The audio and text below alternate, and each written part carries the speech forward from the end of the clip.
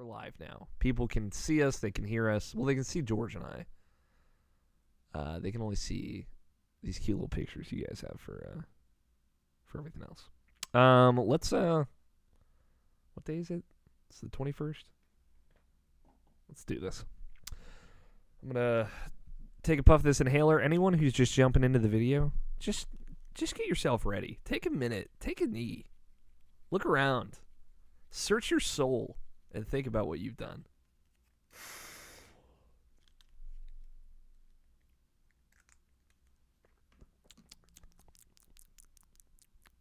Sorry, Scott. Scott, I gotta quit this podcast. I didn't really. Oh, thank God. Thank God we caught it. It wasn't recording?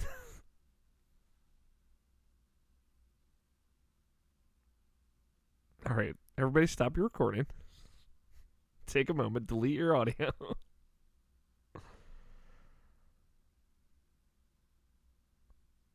That's okay. It was like a. The end of it was wild. It was a test 355 or whatever. 375.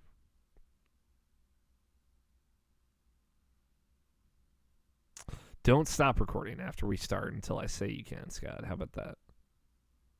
Well, now you. Okay. What if I could make a request, you stop again and then we all record together?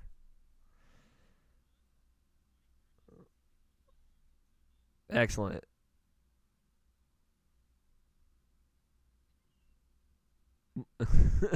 Let me fix that for Mike. George, can you monologue for me for a little bit?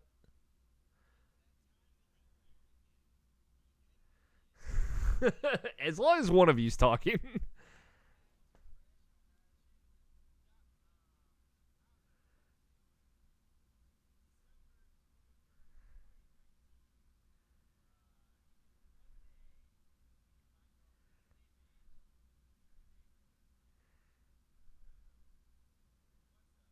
Is it otherwise? Are you like older?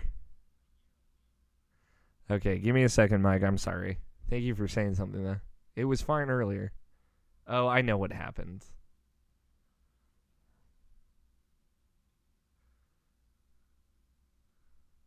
The episode number disappeared between me resetting the streaming software. And I don't know why. But we're back up again. Thankfully, we haven't started yet. Mike, just like rebrand and start again at episode 1. Yeah. Oh, I know what happened. Do you want to? What would you call the new show? The whole new thing. What would you call it, Tony? This is an idea that spawned 2 seconds ago, so it hasn't really had. You don't have a name already? I mean, no. You seem kind of unprepared. Shout me out in the chat if you're having a good Saturday, folks. Shout out to George. Yeah, it sounds like it's working again. I'm double checking. Start again at episode 1. Yeah. Okay. Cool.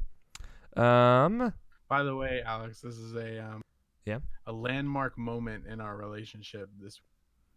I think that this is the first week in over 10 years of us knowing each other where I spoke to you more in a week than I spoke to Scott. Whoa. We did speak this week. Yeah, a lot. More than me and Scott. Yeah, we watched that amazing video together. Yeah, right? Andrew Taylor, shout out. I'm straight up not having a good time. Minneapolis? Is that what it is, Andrew? Right? Minnesota? Minnesota, Minneapolis, one of the M's. Wherever the headquarters of Target and Game Informer are, that's where Andrew's at. That's how I keep him in my head. The Twin Cities. Michigan? No, it's not Michigan, that's for sure. No. Yes. This hellhole. I live here. That's what Andrew says. All right, you guys ready to start recording? Yes, I'm ready. Cool. Sorry for the mess ups. On 1, 5, 4, 3, 2, 1. You gotta break a few eggs to make a podcast, George. That is what they say. That is exactly what Griffin McElroy says all the time. Griffin McElroy, quote unquote. Actually, real quick, before we start, Andrew Taylor, I want to get a temperature check. What is the temperature for you right now outside? Actually, what's it for you, George? It is like 50. It's like 60 almost. What? Man. It is wild, dude. It doesn't feel like Christmas at all. It is 31 degrees in Maryland right now. You guys want to know what temperature it was this morning at 3 was it like 20 degrees? 12 degrees. Damn, it's 41 degrees in Minnesota. A nice thing about if I'm like at work or if I'm just like I woke up and it's like snowing, Rebecca Valentine and Cam of is it the New Entertainment System podcast? I forget their name of their podcast. They're also in the Midwest. They're in Kansas, which is pretty much neighboring where I live. So I get my weather reports from them, honestly. Nice. That's a good you're clearly up to date on your weather at any given moment. Yeah. All right.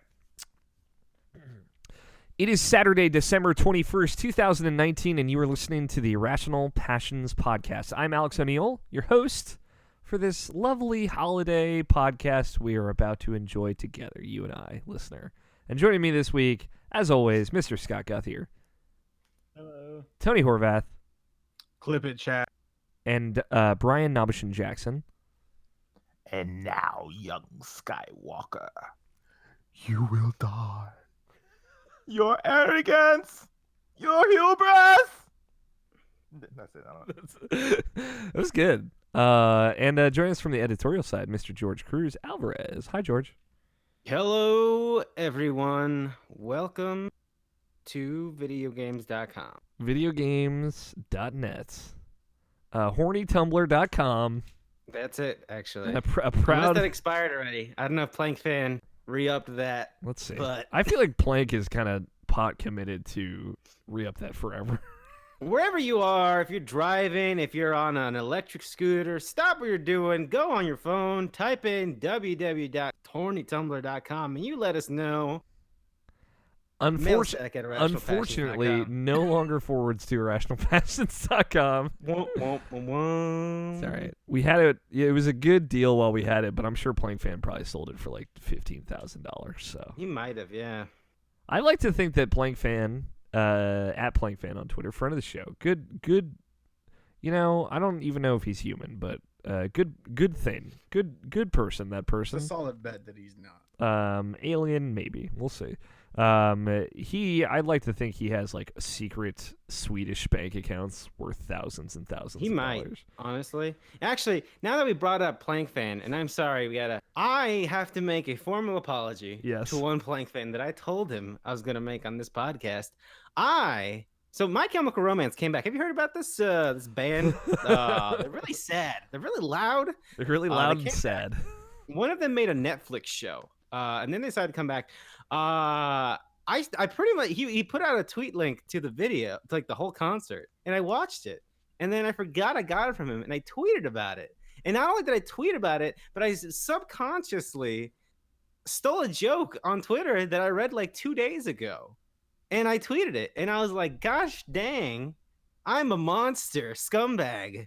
And so apologies to @Plank Fan, the pride of Pennsylvania. Yes. To be fair, he would never be upset at you. But he might send his legion of fans after you.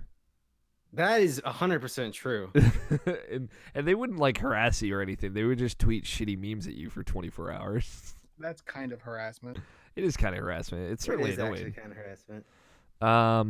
At least it wouldn't be violent, usually. Well, it's this is probably going to be the last regular podcast of 2019.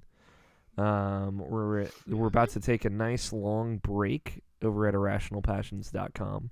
If you listen to last week's podcast, if you follow us on Twitter, you know this. George is here, so I wanted to talk about it a little bit right here at the top. So from the 23rd through January 3rd, we're going to be offline, low-key, chilling.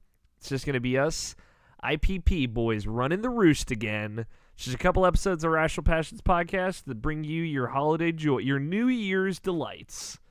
And I got some ideas for stuff like that. I'm gonna have by the time folks are listening to this, I'm gonna hopefully have a nice little video up on Twitter, kind of talking about the year and the break and what we want to do in the new year. So, how are you feeling about taking a break, George?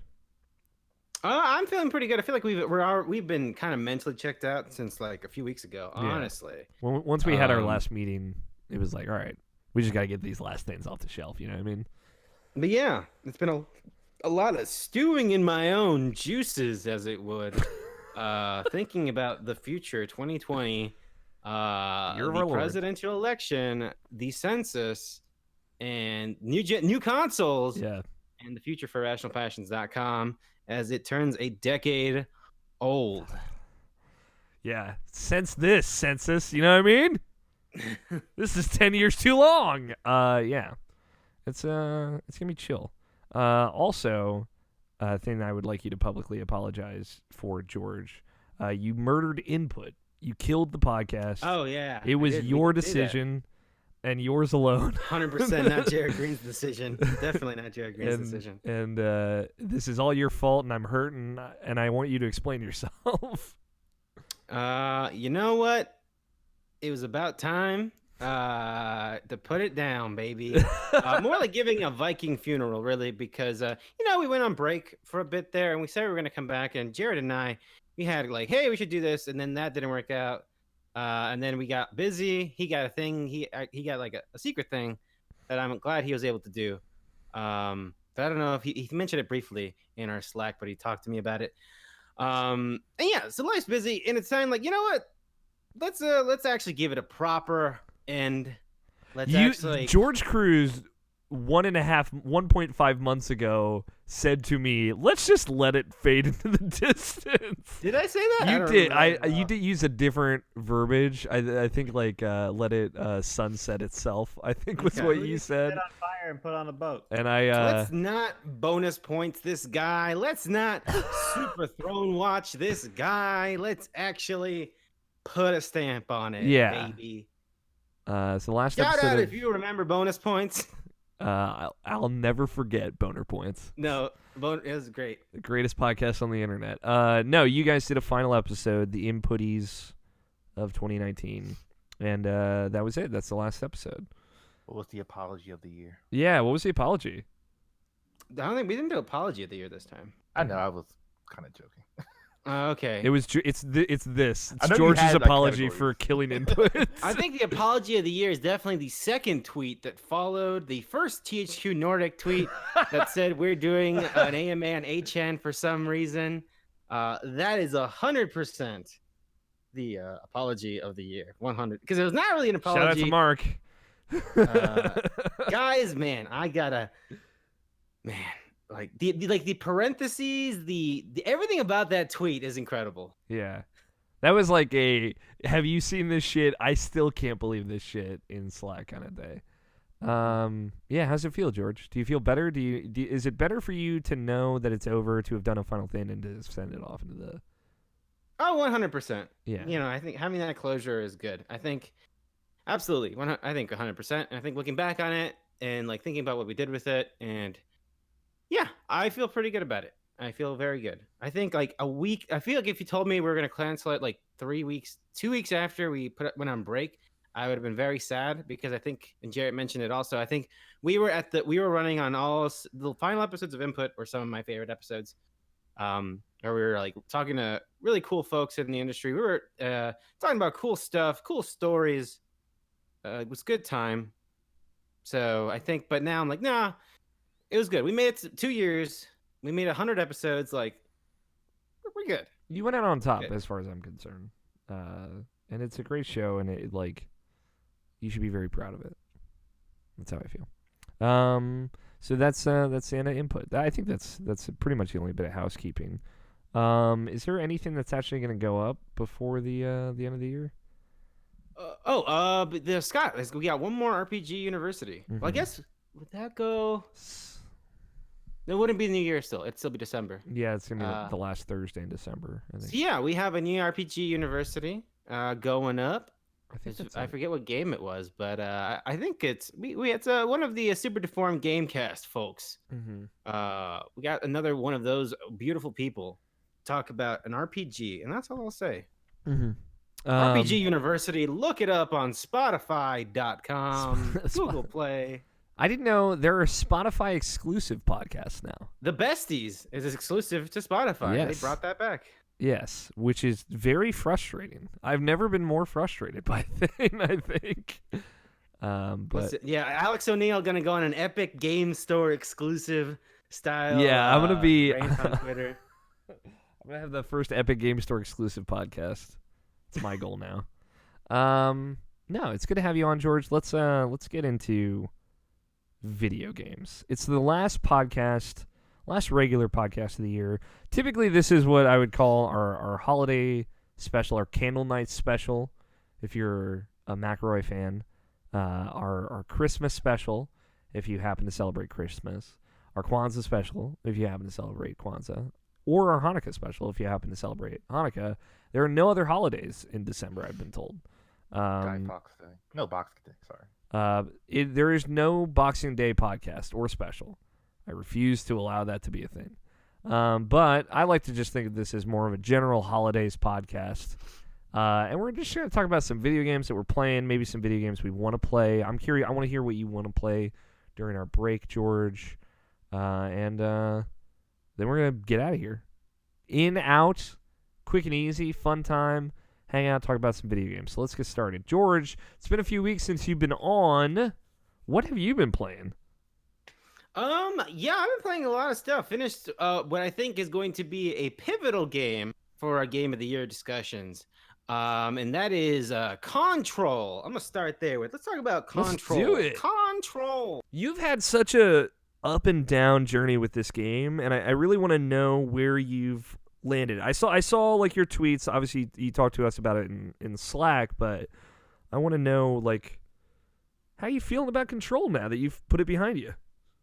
So yeah, Control, if you're not familiar with the video game Control, it is a game developed by Remedy Entertainment and published by 505 Games. Shout me out in the comments if you love Remedy games. And Sam Lake, Mike Burgess of this fine website was able to receive the game a little bit early and reviewed it.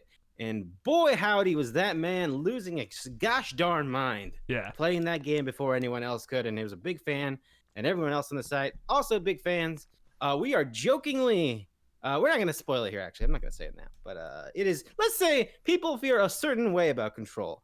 And I like to call my journey with Control the Prey 2017 effect. Remember Prey? Remember how I felt about Prey? And yes. I don't know about this. And I turned it off, uninstalled it, replayed it.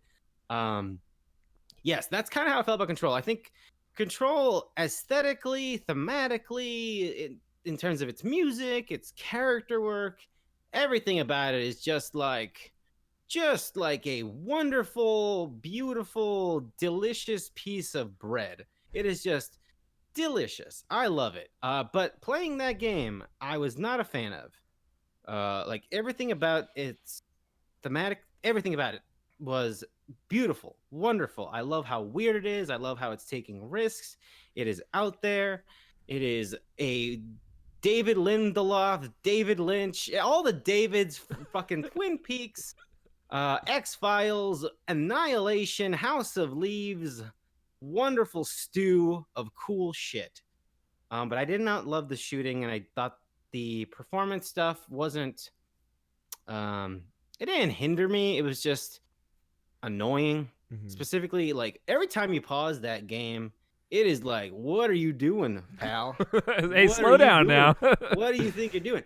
And so, like, a lot of times, because I'm a dingus and I was playing this between Death Stranding, I would hit the big, everyone's favorite pause button, the touchpad, and then the options button, because I don't remember at the top of my head at the moment, is it the big button for the map stuff, and it's not, it's actually the up button. Yeah, or to get my menu screen or whatever. So I kept getting confused jumping between those games. I kept getting confused of which button did what.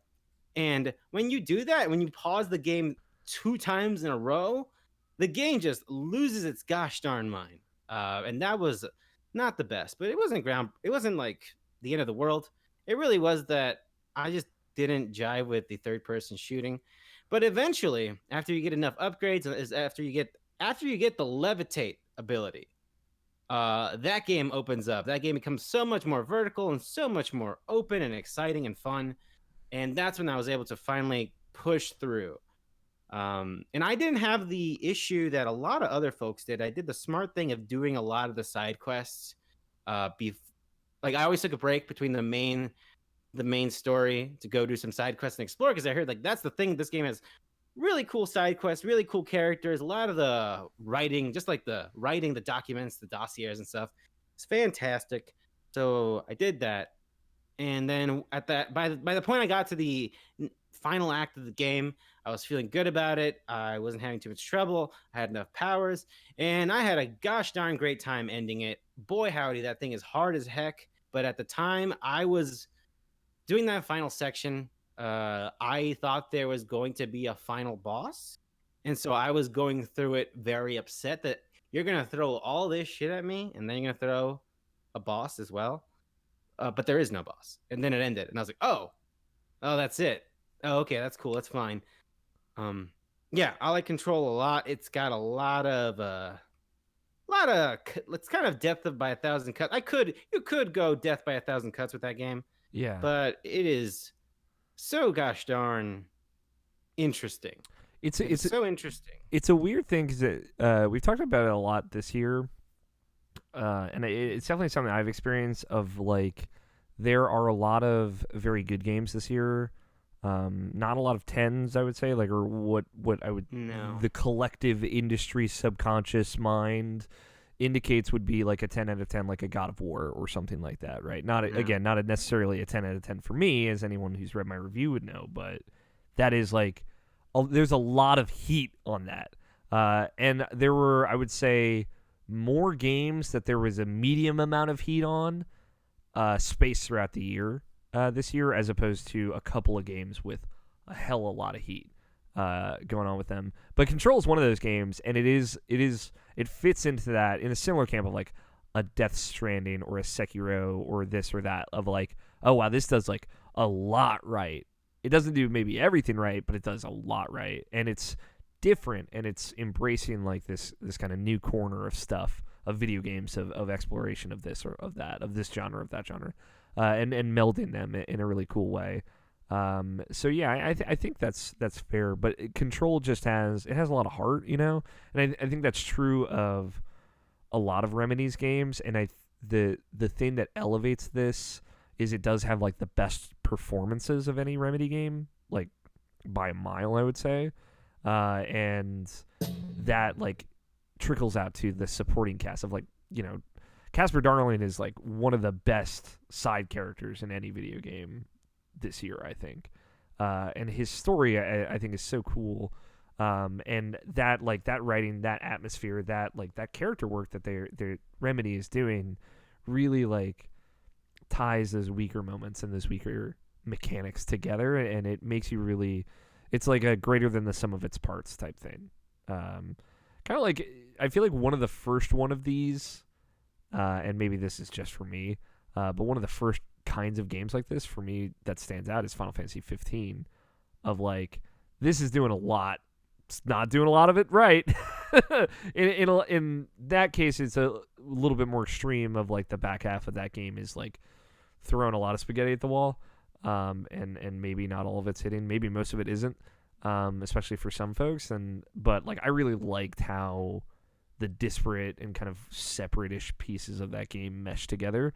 And I feel a similar way for Control, of like how this kind of very separate mechanical idea of exploration in that game fits into the actual game that they're making, this third-person shooter game. And they're at odds a lot, but they also, like, when they work together, they work so well. But like you had brought up when you were having trouble with it, because I know a lot of like your issues happened before you got Levitate, and I replayed the game a couple weeks ago just because I wanted to replay it again for Game of the Year. I liked it even more the second time, and it really is like once you get to Containment, which is where you get the Levitate ability, like every environment after that point is like a 10 out of 10 banger, I think. Like when you go to the AWE like examination parts of containment, when you go to dimensional research, the ashtray maze, which we haven't talked about, which I want to talk about, like all of those second half of the game environments are like just so cool and I think deliver on some of the promises they set up in the first half of that game as far as weirdness is concerned.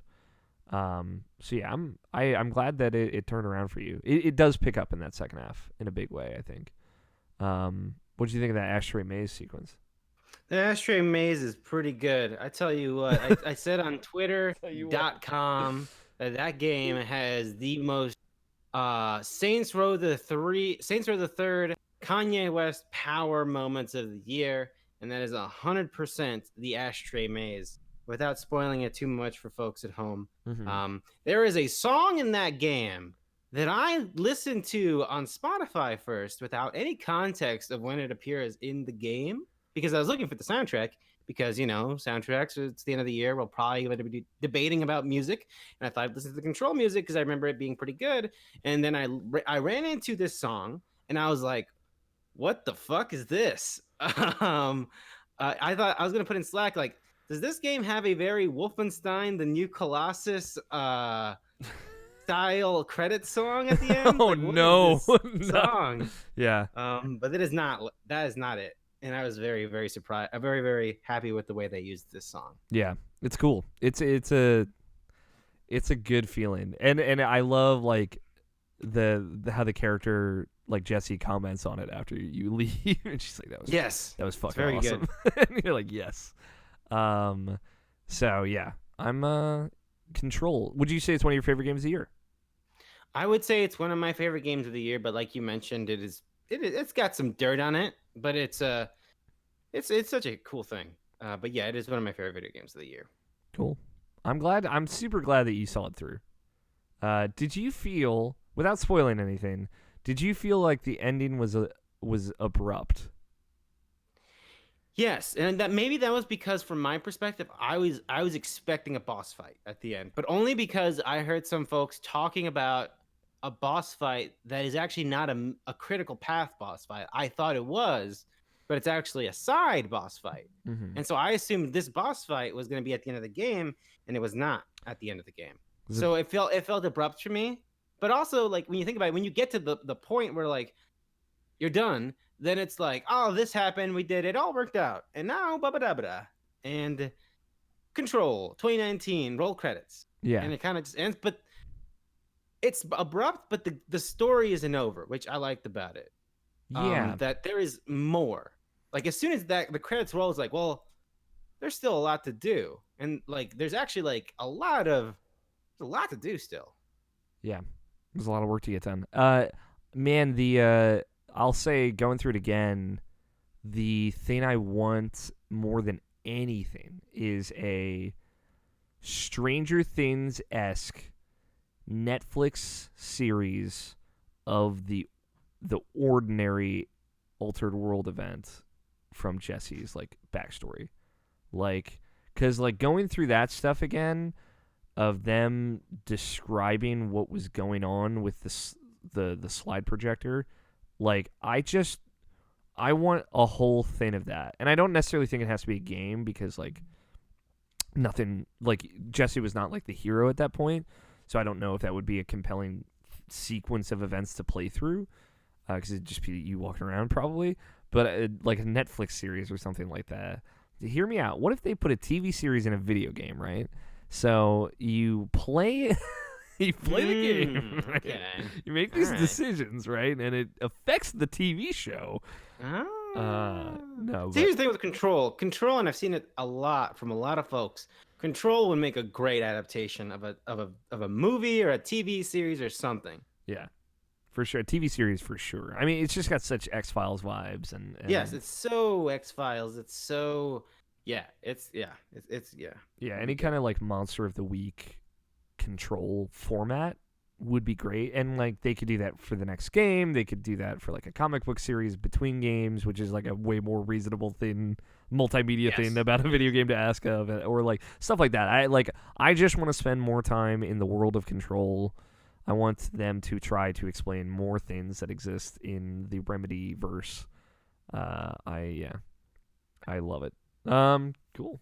I'm really excited to like see where we're like as a website we end up with Control.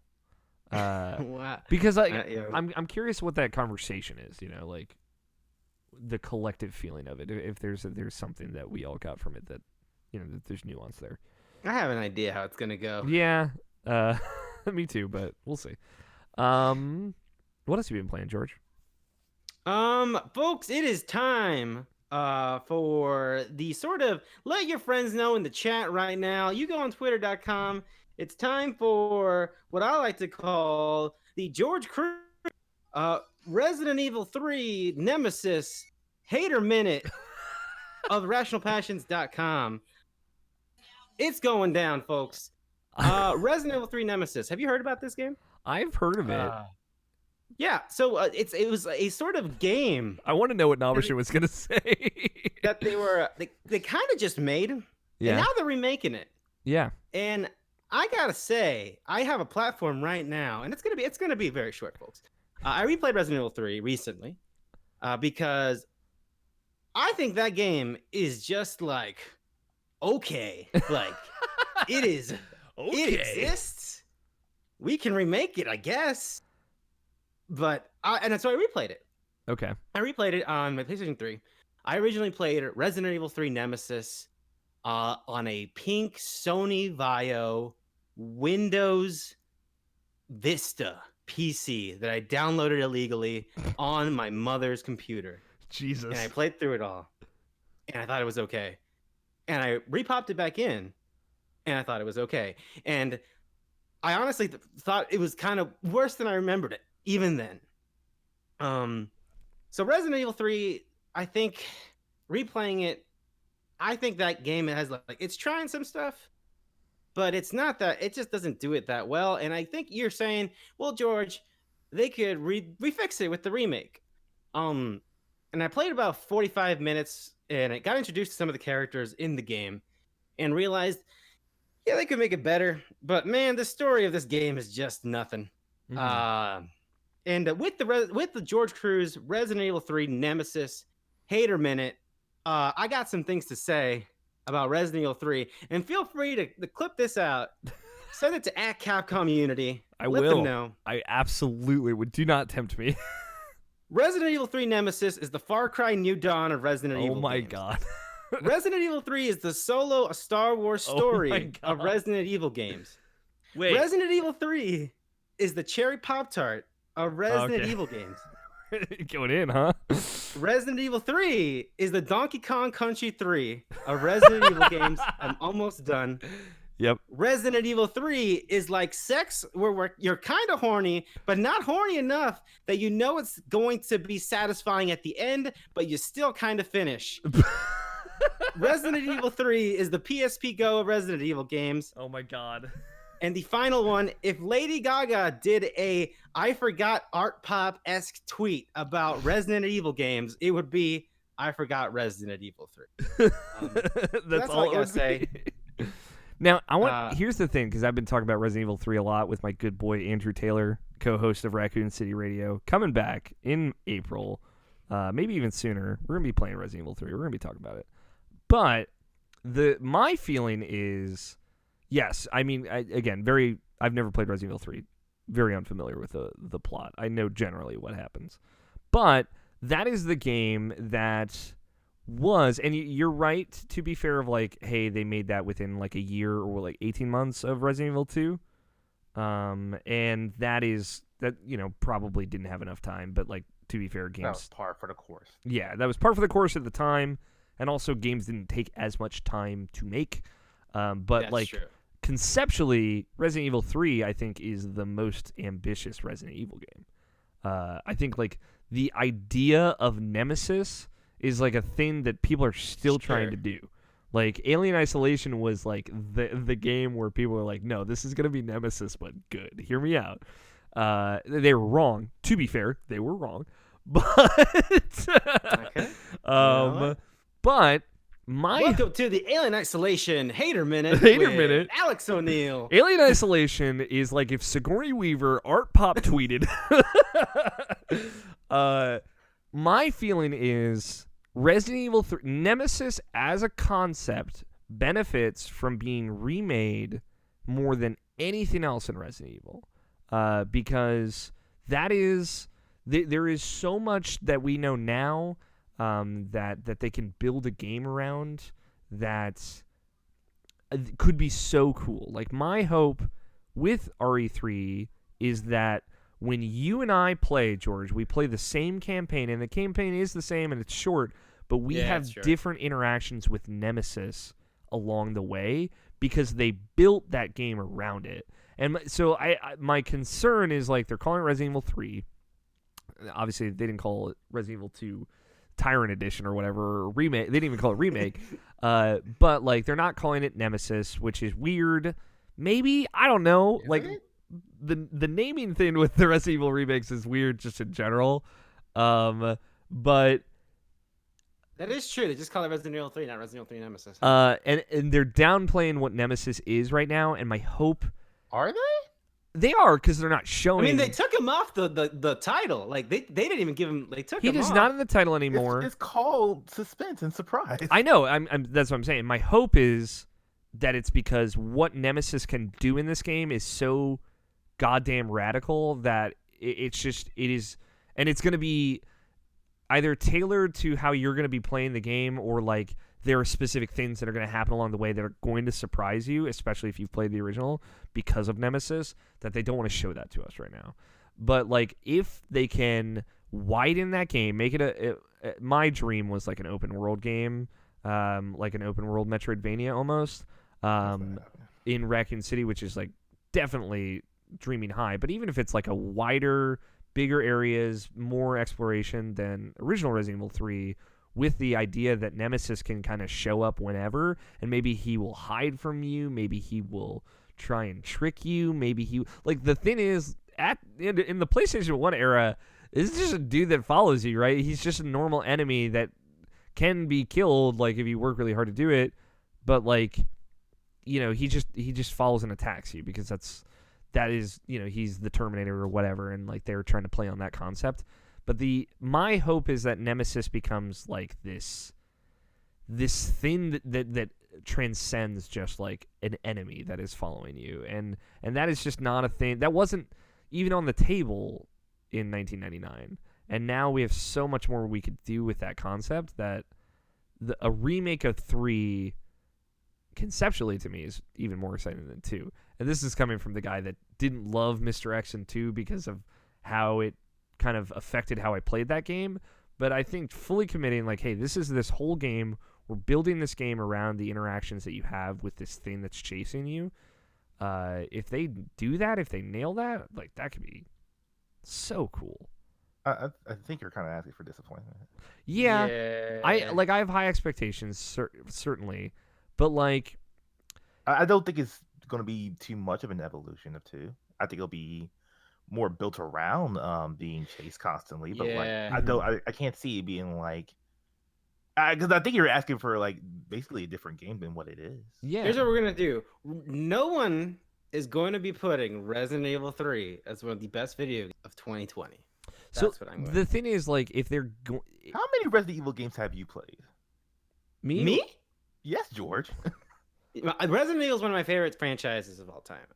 Okay. That's not saying that I am, like, I think Resident Evil 3, like, my concern with the remake, with your theory, Alex, is that I wonder if they didn't spend all that creative juice with Mr. X, because they made Mr. X a whole lot better in Resident Evil 2 remake than they did in Resident Evil 2. And I think that was one of the things that was, like, one of the key things, like, that is so much better than it was before. And Mr. X, even back then, was sort of them tinkering with the ideas, like, what if we had a guy? He just kind of followed you the whole time. Mm-hmm. And I don't know. For me, the opportunity with Resident Evil 3 is make Jill a character, reinvent Jill. Jill has had such apart from her excellence in Marvel vs. Capcom 2, Jill Valentine has had a rough go at it. I think she's kind of like bit remember Resident Evil 5? Remember Jill Valentine Resident Evil 5? It wasn't the best. But and then Resident Evil 1, she's amazing. Yeah, but she was almost a Jill sandwich. She was almost a Jill sandwich. And I haven't replayed Resident Evil Remake. I never finished Resident Evil 1 Remake back in the damn game. But I think as iconic as Jill is, how would I describe her character other than like she's kind of a horror like lady protagonist archetype. That's all. Revelations. I don't like Revelations that much.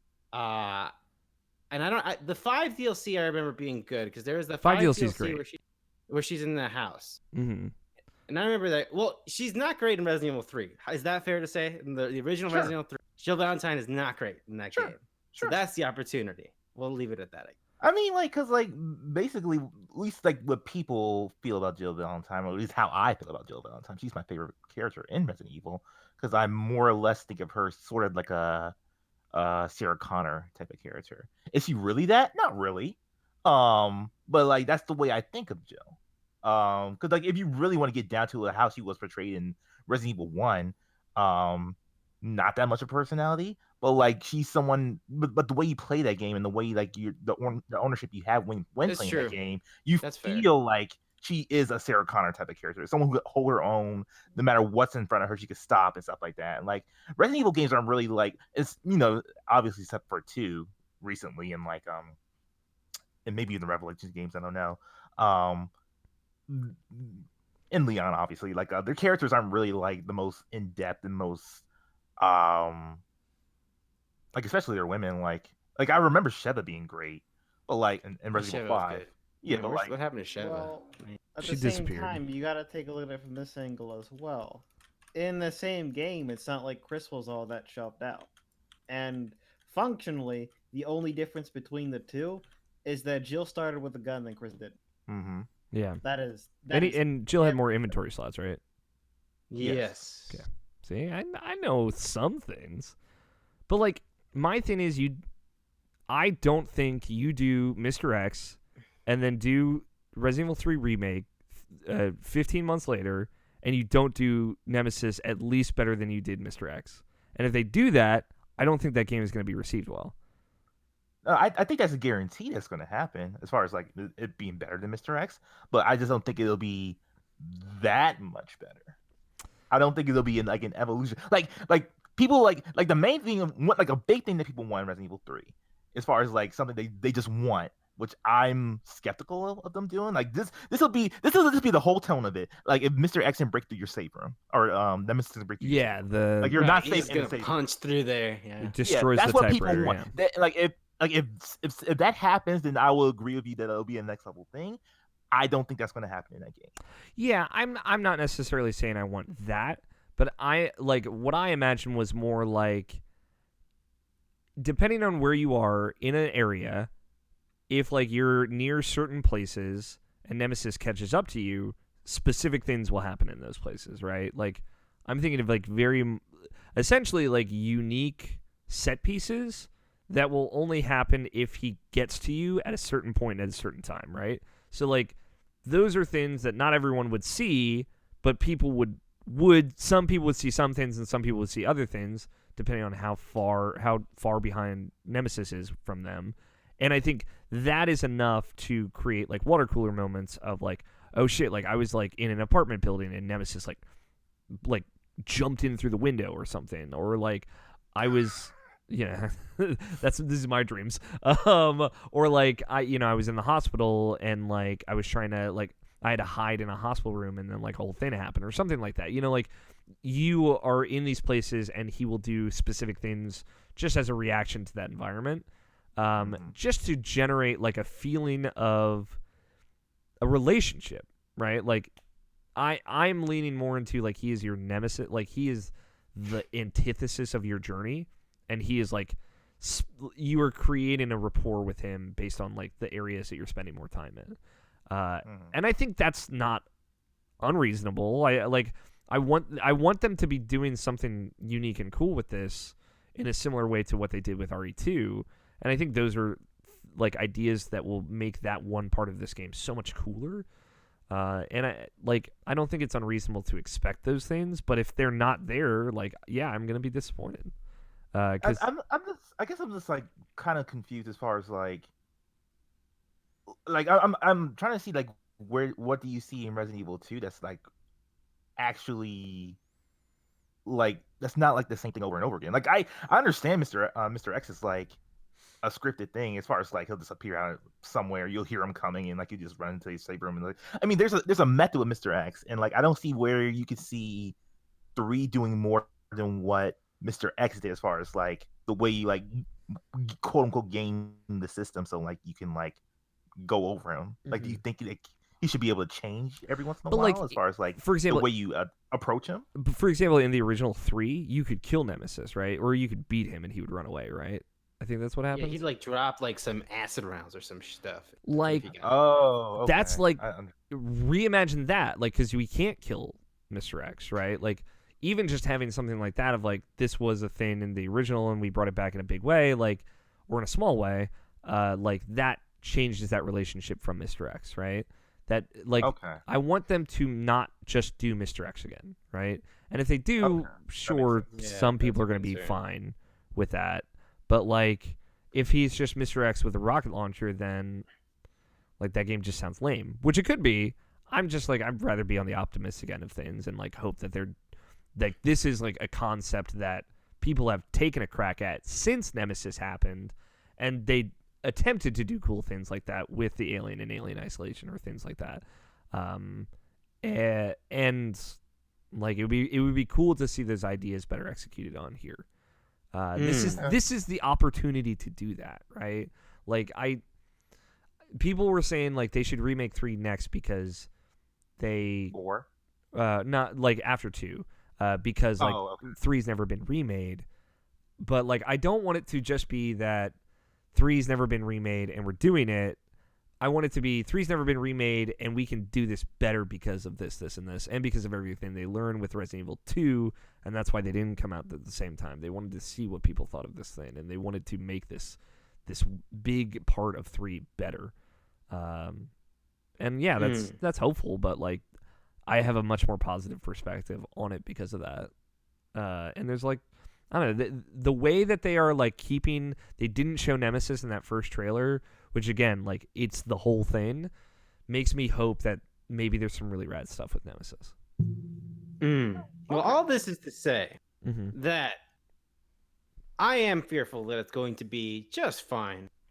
And Resident Evil Mania is going to come down hard, brother. Because, it's a work. You know, I have thoughts about Resident Evil 2. I think it's cool. But I'm happy that Resident Evil is in a fantastic place.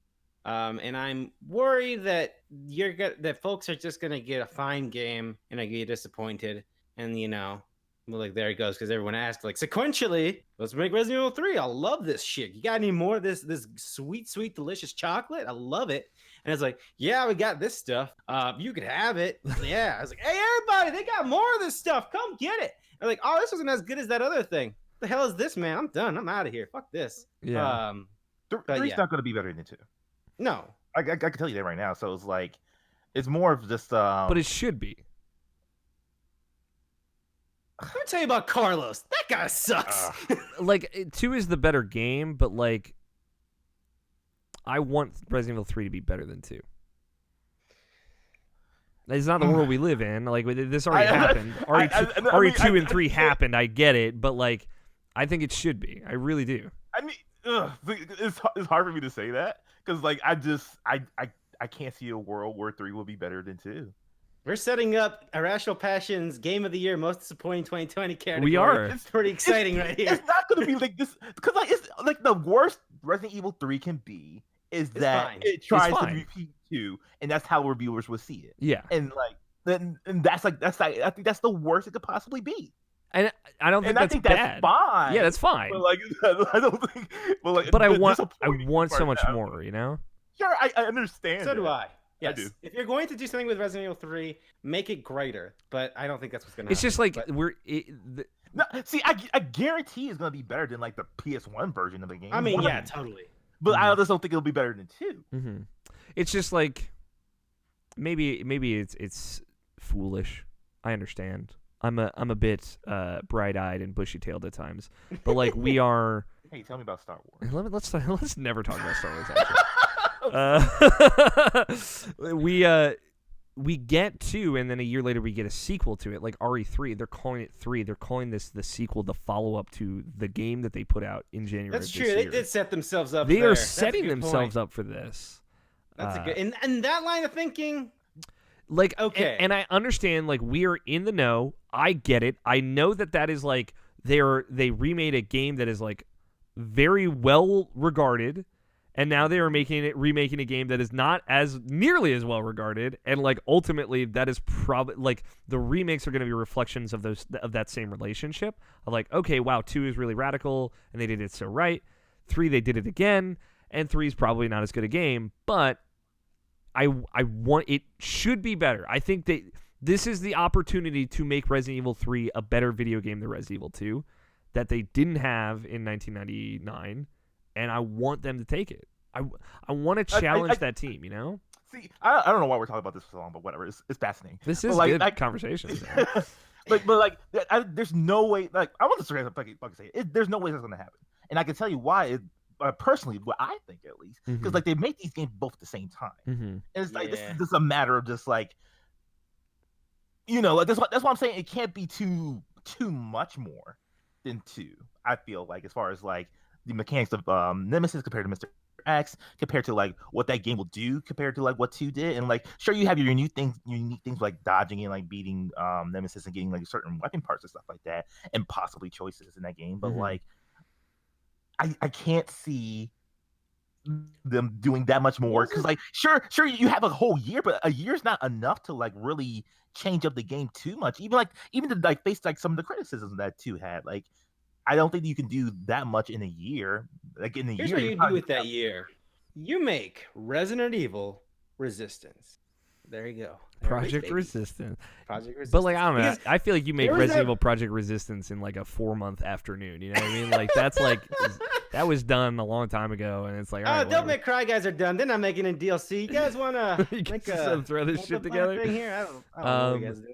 Yeah, I get it. I mean, again, history will most certainly prove that you are correct here, Nabishin. I just want more, because like, yeah, there's nothing wrong with it. Me playing 2 and like seeing Mr. X and it like kind of rubbing me the wrong way is like, okay, but if they committed to this, if they were like quadrupled down on this one idea, then I think and built a whole game around it, I think that could be fucking cool. There's a rumor that originally 2 and 3 were supposed to be bundled together, yes. Spyro Crash style, right? Yes, I heard this. And that makes a lot of sense to me. Like, and it's unfair that these remakes, like the unbelievable value you get with the Spyro collection and the Crash collection, when you think about the amount of work people had to do and the price it is at, it was just $40, and Capcom's going the other way. It's like, we're going to separate these, we're going to do $60 for each of them. And then maybe let's add a multiplayer mode of 3 because it's but maybe it'll be good. But hopefully, I forgot my point. I'm just saying, if I can play that multiplayer mode and Snowbike Mike, shout out, is the villain on the other end of it, screaming at me, just laughing maniacally as he sends lickers after me, one after another, then that multiplayer is probably gonna be all right. Shout out to, what was his name? Sandwich? What was that first name? I don't remember. Oh, like David Sandwich or whatever. Yeah, something like that. Michael Sandwich. Michael Sandwich, something like that. It was something like that. Yeah. Anyways, I'm going to say, even by the end of 2020, the best way to play Resident Evil 3, the most interesting way to play Resident Evil 3 is by playing it on a GameCube or by putting it on a Dreamcast. Because for me, you need a layer of subterfuge and a layer of something to make that game more interesting for me personally. And that's enough. And hey, listener, I still prefer Resident Evil 2, the original, over Resident Evil 2 remake. So, damn, truly the Michael P. Huber of our time. No. They coexist. They're both great in their own ways. They're both good. Yeah, they're both different games. I would say, actually. Anyways, other videos. I also played Majora's Mask. Let's talk about Majora's Mask remake. No, we'll move What else you got, George? What the Golf? I've been playing some What the Golf. I keep re-upping my Apple Arcade subscription. I always remember to cancel it, but I keep re-upping it. So I don't know. Maybe the joke's on me, but I've been playing some What the Golf because they had some holiday levels, and that was enough to get me back into What the Golf instead of just like messing around with it when it first came out. That game is so gosh dang charming and fun. I think it's been well documented that this game is sort of like WarioWare meets golf, which you're not familiar with What the Golf. It is not really. It is like if you made golf into if you put in golf into a random game generator, but the computer still had to relate it to golf. That's what the Golf is, where each level does something different and fun and wacky and not at all golf-like to the sport of golf, where you're like, oh, at one point, you're throwing a cat. You're not like shooting the ball. You're shooting the golfer himself, or you're a bunch of golf clubs and you gotta shoot the hole, or now you're a house and you gotta go down here. That's what the Golf. It's a lot of fun. Christmas levels are really cool. It's a shame that game is only on Apple Arcade and Epic Game Store, and it's not coming to Switch until later. And the holiday levels they're going to take them off after the season's over. So once it comes to Switch, you'll have to wait like a whole year to play them again. But maybe they'll make some other fun holiday levels. They're probably doing that because it is a mobile game, because it is on Apple Arcade. Which I don't have an iPhone. If I had an iPhone, I'd probably stick with Apple Arcade and not cancel it every time. But shout out to What the Golf. It's a good time. I like it a lot. Yeah, that's the one I feel like I've heard. That and what's the Grindstone? Yes, Grindstone. Those are the two I feel like that I've heard. Yeah, the Grindstone's most a bummer to play on TV just because it's like, man, this is not meant for television, because it's still it has like a border, like an arcade retro style border, but it's even thicker because it's the aspect ratio of the actual game is like a phone screen. Mm-hmm. So it is very narrow. Yeah. It's very tall, and it's just like, man, this is not how you're supposed to play this video game at all. Yeah. So that's What the Golf. Good time. Cool. That's like if you're like basically you are the whatever object you are inhabiting is the golf ball, right? And they all have different properties. This is cool. What else you got? So The Walking Dead last night. Well, I came back. This has got to be the most random game on your back list. From ice skating. I ice skated for the first time last night, and really, it's that time. Yes, I never went ice skating until last night. How'd you do? And my girlfriend was about to get ready to go to bed, but it was that time where it's like, well, we're about to go to bed, but I got the guinea pigs. I got to take care of a lot of stuff, and these guinea pigs, someone's got to watch them while they're running around. And I was like, I'm just gonna put on a video game, and I put on The Walking Dead final season because I started it. Who knows how long? I feel like an exact calendar year ago, maybe in December of 2018. I believe. Fun fact: didn't this game wrap up this year? I feel like this game wrapped up. Oh yeah, it did. That was like all right. Well, there you go. Game of 2019, The Walking Dead, the final season. Finally, I can report on it. That game, I think I maybe talked about it on a podcast when I came. You talked about it on this podcast, I think, like the first episode. That's what I thought.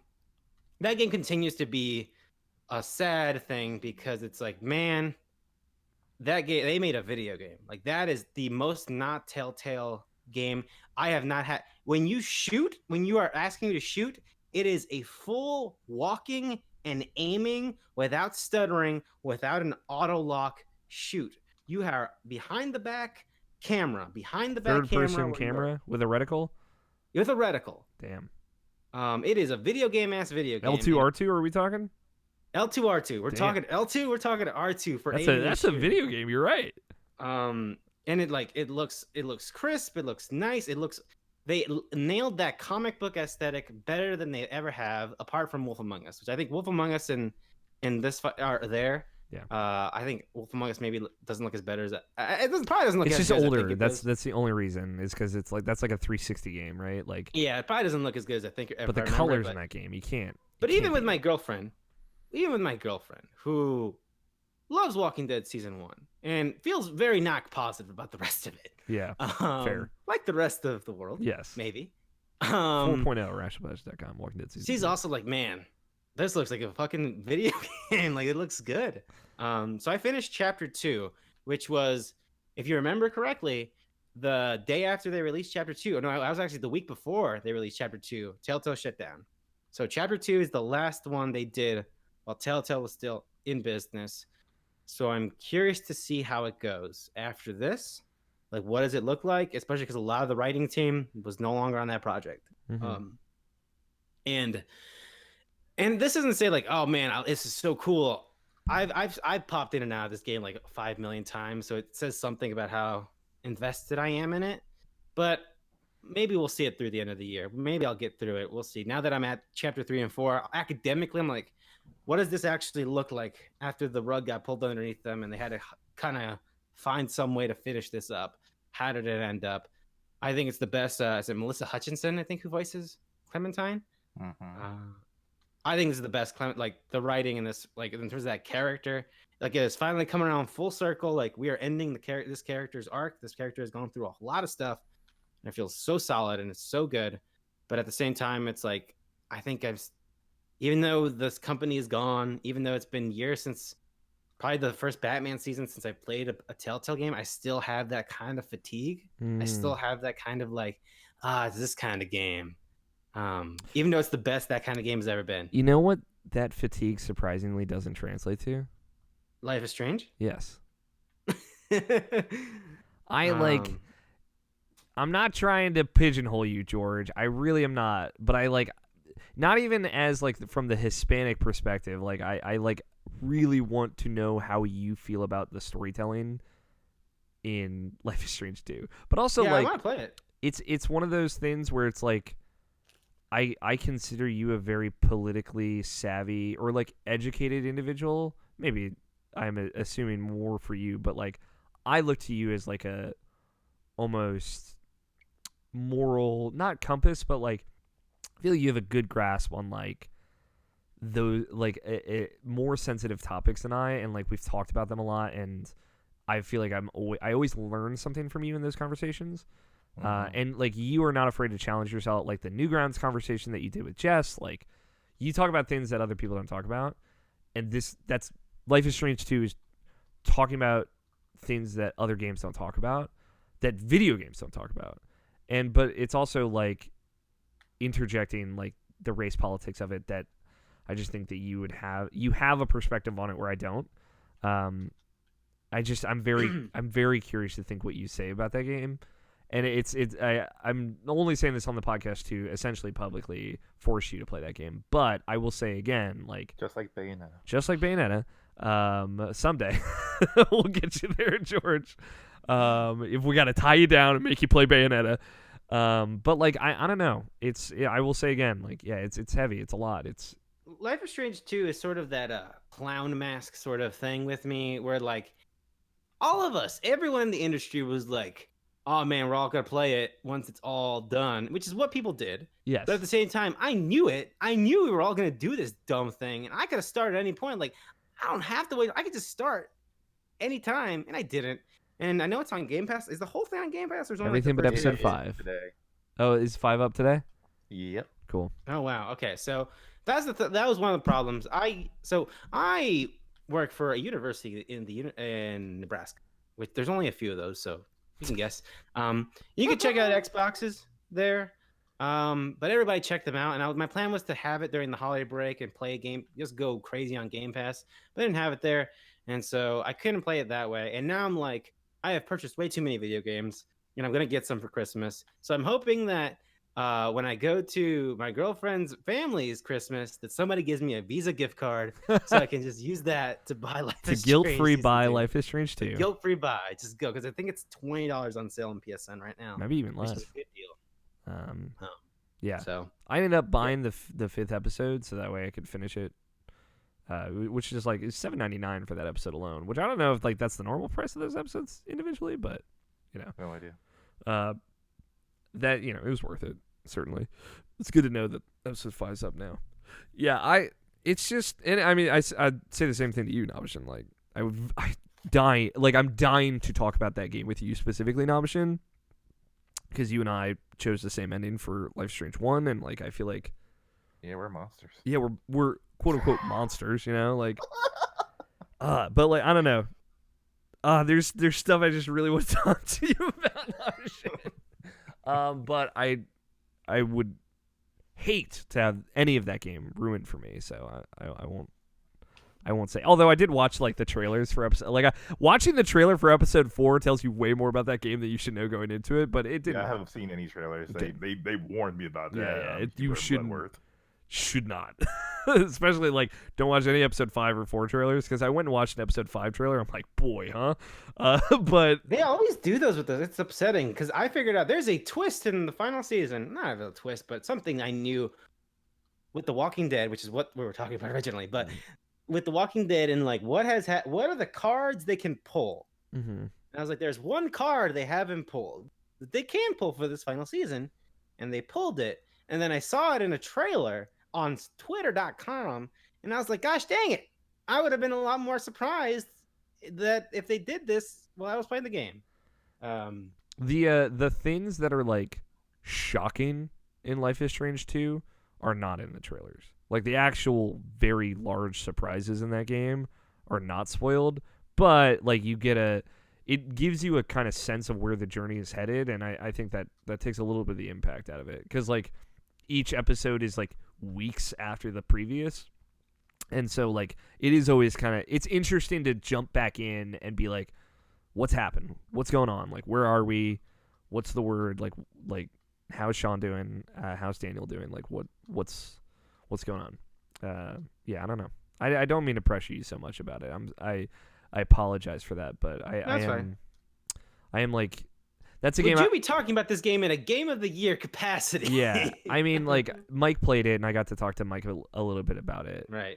And he liked it a lot as well. So, yeah, and like that went right into the top 5 on my Game of the Year list. Like after I played. And I know that some of the Fulbright folks also helped on it, so that also had me interested. That makes a lot of sense, honestly. Now you tell me that. So they helped on that game, which was like sort of secretly. They kind of thought like they tweeted out about stuff like, hey, we helped on this thing. You should probably play it. Yeah.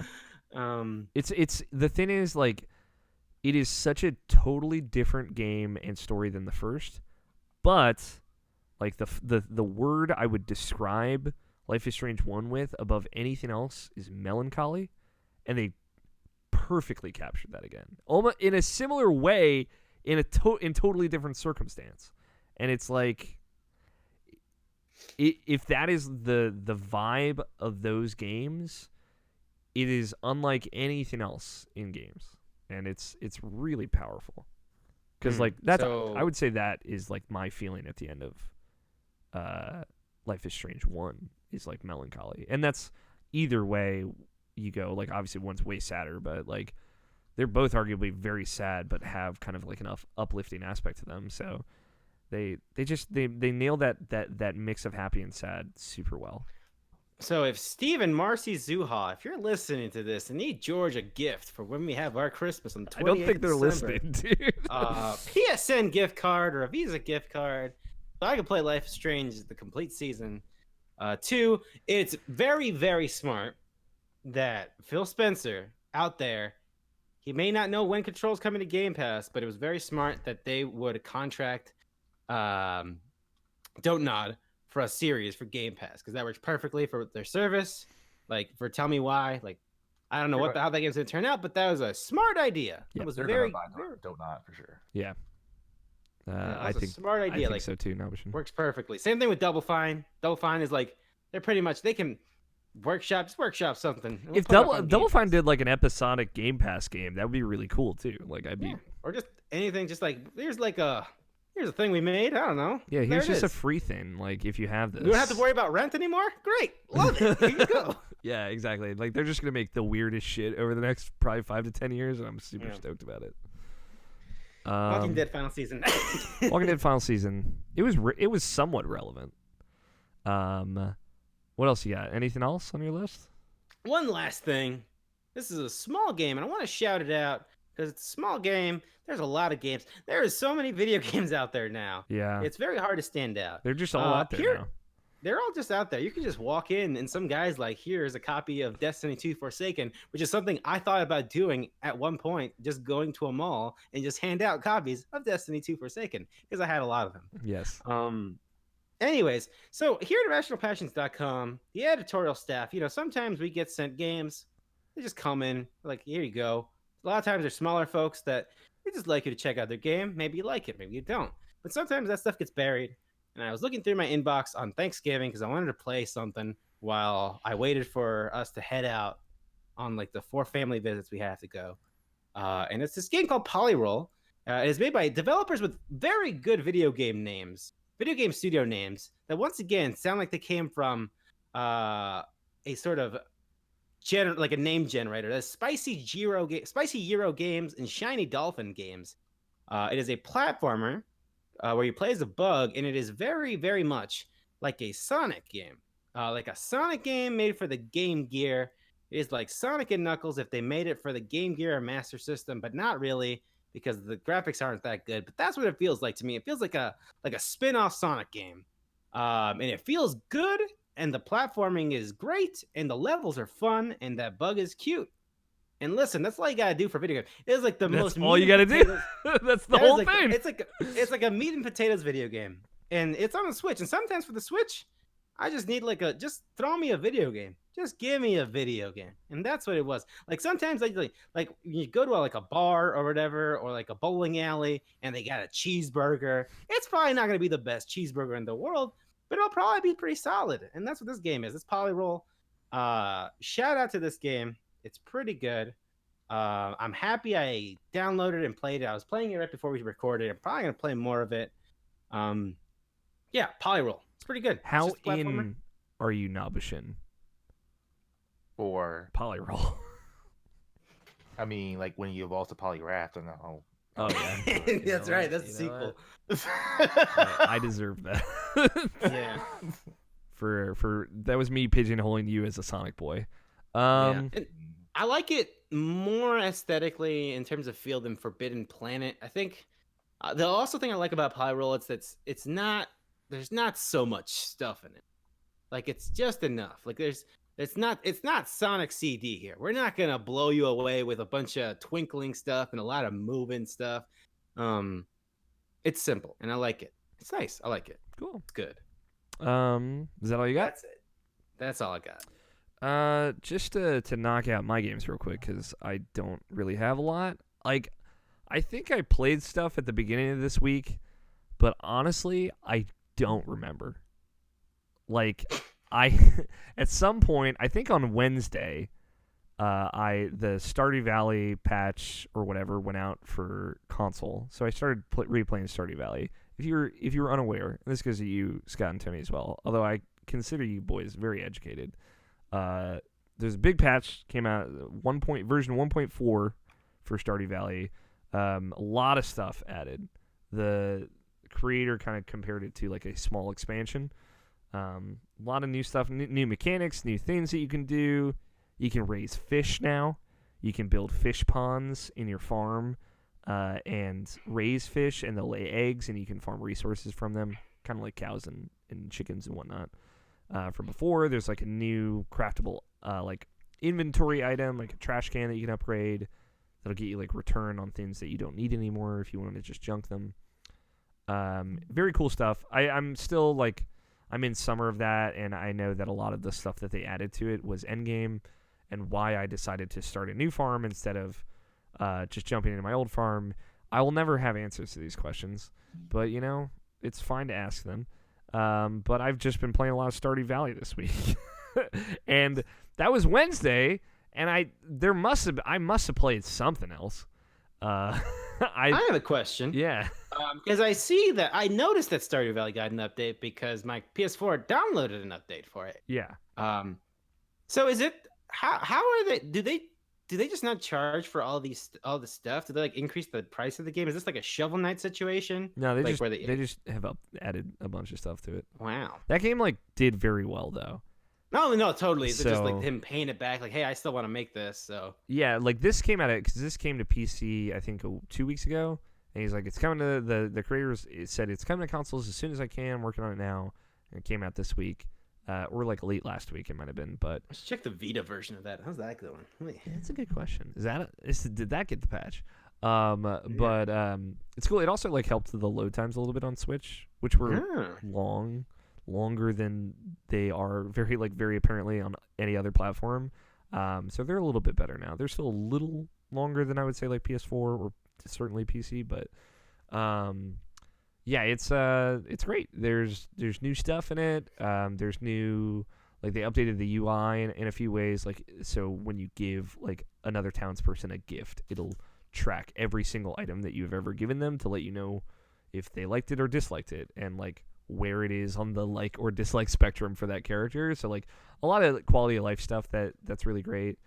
Slight improvements to like the controller support in the game and stuff like that. So but there's also just like there's new scenes, there's new things that can happen with your partner, there's new things that can like if you get married, there's new things that can happen with like the children that you can have with your husband or wife.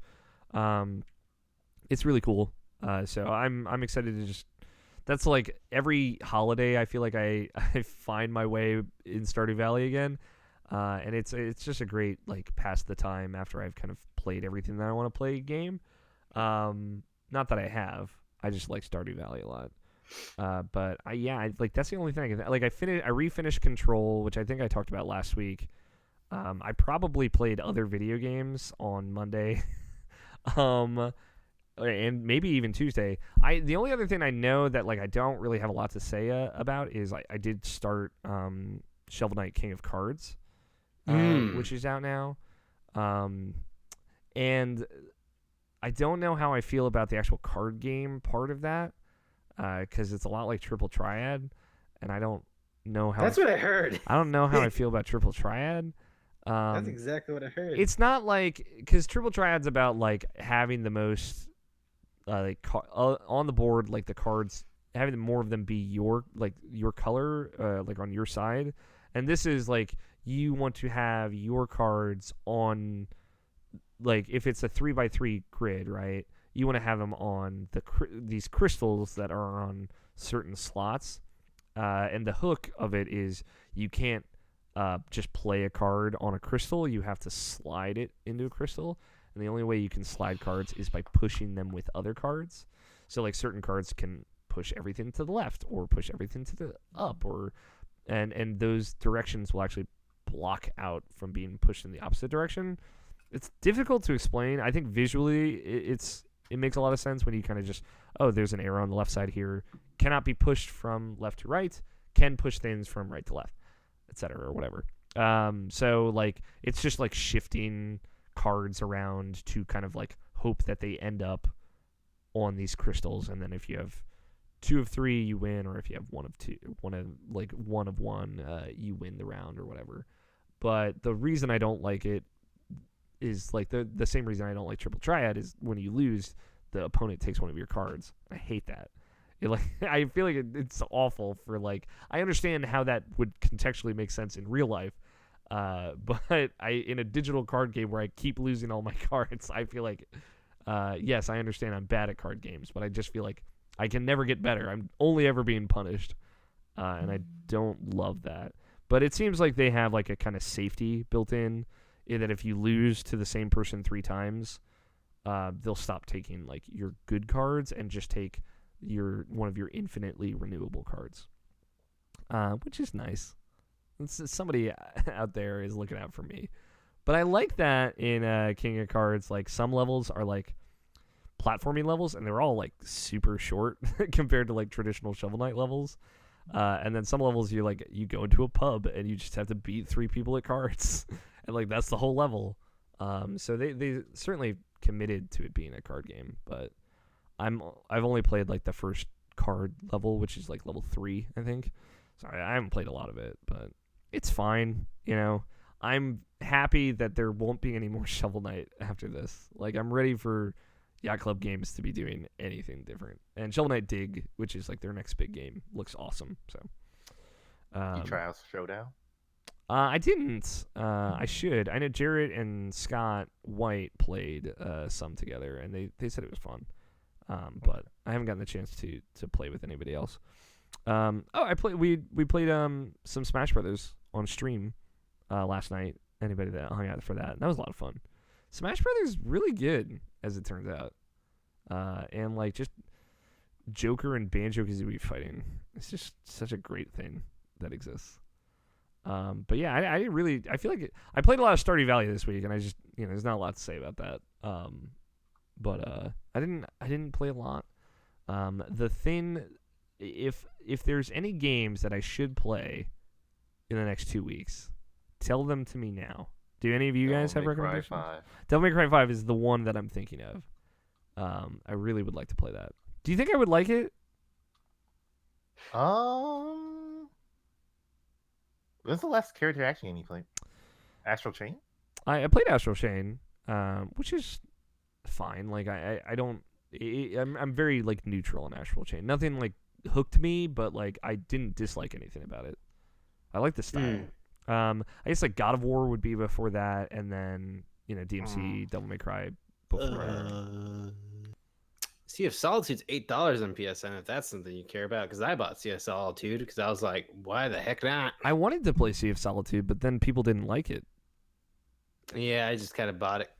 Yeah, I'm still curious about that game.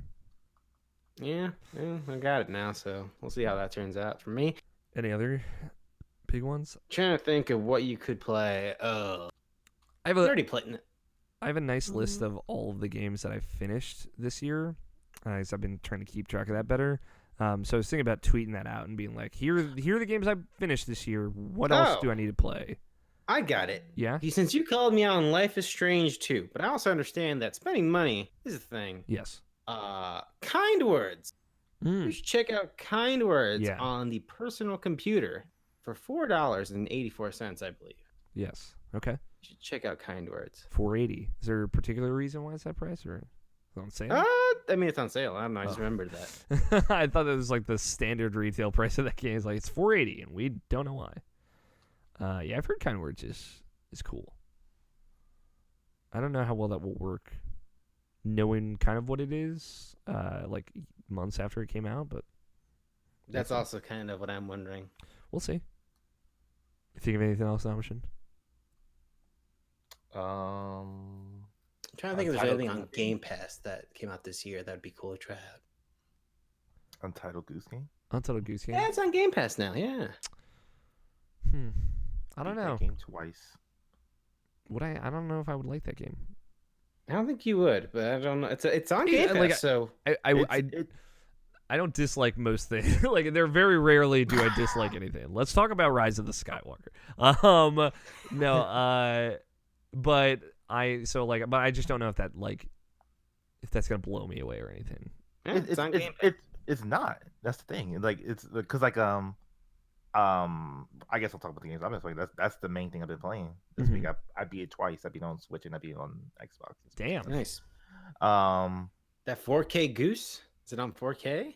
I don't know if it's 4K. It might be because it looks a lot better on there. Yeah. But I don't know, man. Like, because like when I first played that game, when I got it on Switch, like, I just did the motions and I was like, okay, that's fine. I got to like the second area, then I pretty much stopped. I was like, yeah, I get it. And like, honestly, it is a game that like you'll get like almost immediately after you start playing it. But like, I don't know, there was like something about it, whereas like, just playing it again, just because it was on Game Pass, I was like, fuck it, sure, why not? I was just like really enjoying it more this time. Like, it just required me to think a little bit outside the box as far as like certain things that I wanted to work, and like honestly, most things really didn't. But like, it was just like some level of enjoyment that I really got more out of it playing it, and then like I just immediately went back to my Switch and just like did all the other tasks too, the same things I just did. I liked how it ended. Like, it was silly and like Scott spoiled it for us on this podcast just a few weeks ago, so it is silly. I mean, yeah, sure, but like it was still like worth. I'm just teasing Scott. But like yeah, like it. Weirdly enough, like it became like one of my favorite games this year, just because nice. Just beating it. Like I just felt like journey of it. I guess you would say it was like it was fun just to do it. That's cool because you tweeted out, like that you said that you get it now or whatever. Yeah, get it in a way like not in like an internet meme type of way, but more of like I get why people got attached to this, and I get why this game is fun in its own way. Okay. I enjoyed it because of that. I have a coworker that I love dearly. He's one of my favorite people just out there, and he loves geese. So like in general, he has like a folder on his phone of just cute geese that he's seen out in the wild. And me and another one of my coworkers like intentionally withheld the information because people who don't pay attention to video games don't know about any video games that are ever coming out. We intentionally withheld the information about Untitled Goose Game to surprise him with it, and it's one of his favorite things ever. So I should play it just for that reason alone. On Game Pass also, my friend Pedro's on there. If you want to play that, and also Naruto to Boruto, Shining Strikers, Shinobi Strikers is also on Game Pass. All right, well, I know what I'm doing tonight. So there you go. Also, The Division 1 has been added to Game Pass. Jeez, all right. Well, sell your plans tonight. No, I'm glad you brought that up because I think that is a good and that's not a huge time sink, obviously. So no, it was like a couple 2 hours. Yeah. Maybe like 30 minutes if you know what you're doing. Nabishin, I know you've had some issues with the Xbox One X, but oh yeah, I feel I really wish I could, in my mind, justify even buying the all digital 150 because I'm like, man, there's the next year is a new one. Because, gosh, as someone who loves playing anything, just throw anything at me. Game Pass is fantastic. Oh yeah, man. And I wish I could have it all the time. It's the best service in video games. Dude, I was thinking about Enslaved this week because I've been watching a Game Explain talk about the games of the decade, and one of their nominees was Enslaved. I'm like, is that on Game Pass? It's not, but it's backwards compatible on Xbox, and I was like, fuck, I need to play Enslaved again. Is that Xbox One X enhanced? Ooh, that's a good question. I don't know, but at least it'll keep that frame rate straight this time. That's true. It might be later because that is a Ninja Theory, so maybe later they'll do it. True. Yeah, that maybe they'll come back around to that one. No, they stopped all their back. Yeah, right now they're putting it on pause, right, as they do next gen stuff. They said, yeah, makes sense. Yeah, maybe someday everything will be forward on the Series X now, and we can dream. Exactly, and that's the thing. That's the thing with me, George Cruz, who likes playing anything and games. Everything. The Series X is someone who doesn't have an Xbox right now. I am like. It doesn't matter what I honestly don't know what PS5 has in store. I'm all on board Series X. Like I want to play Namco's Breakdown on my Xbox Series X. I want to play Blinks the Time Sweeper on my $500 cutting edge Xbox Series X. This podcast has just slowly become Nabish and I becoming Xbox fanboys over the last 6 years. So welcome. Join us. I don't love that controller is smaller now, though. Apparently, I don't know how I feel about that. Interesting. Yeah, I gotta hold it. I always withhold judgment until I hold it. So we'll see how that goes. Shout out to the hamburger button and the Windows button on the Xbox controller. I still don't know what to call the left one. A Windows button, I guess, makes sense, but but it's not the Windows button. You know what I mean? Yeah, I don't know. I don't know if it has a proper name. I don't even know what it would be. Select? No, because it's 2 squares separate. What is this fucking button? Because it was supposed to be for the swap thing, whatever the thing was called, right? Back in the day for the original. Oh yeah, the Snap. Shit, dude. Yeah. Shout out to Snap. Shout out to snapping. God. Hamburger. We need to do a watch of that first when they revealed the Xbox. Yes. We need to just sit down and be like. No, we were going to do that, but I wanted to have George there for it, and he couldn't make it.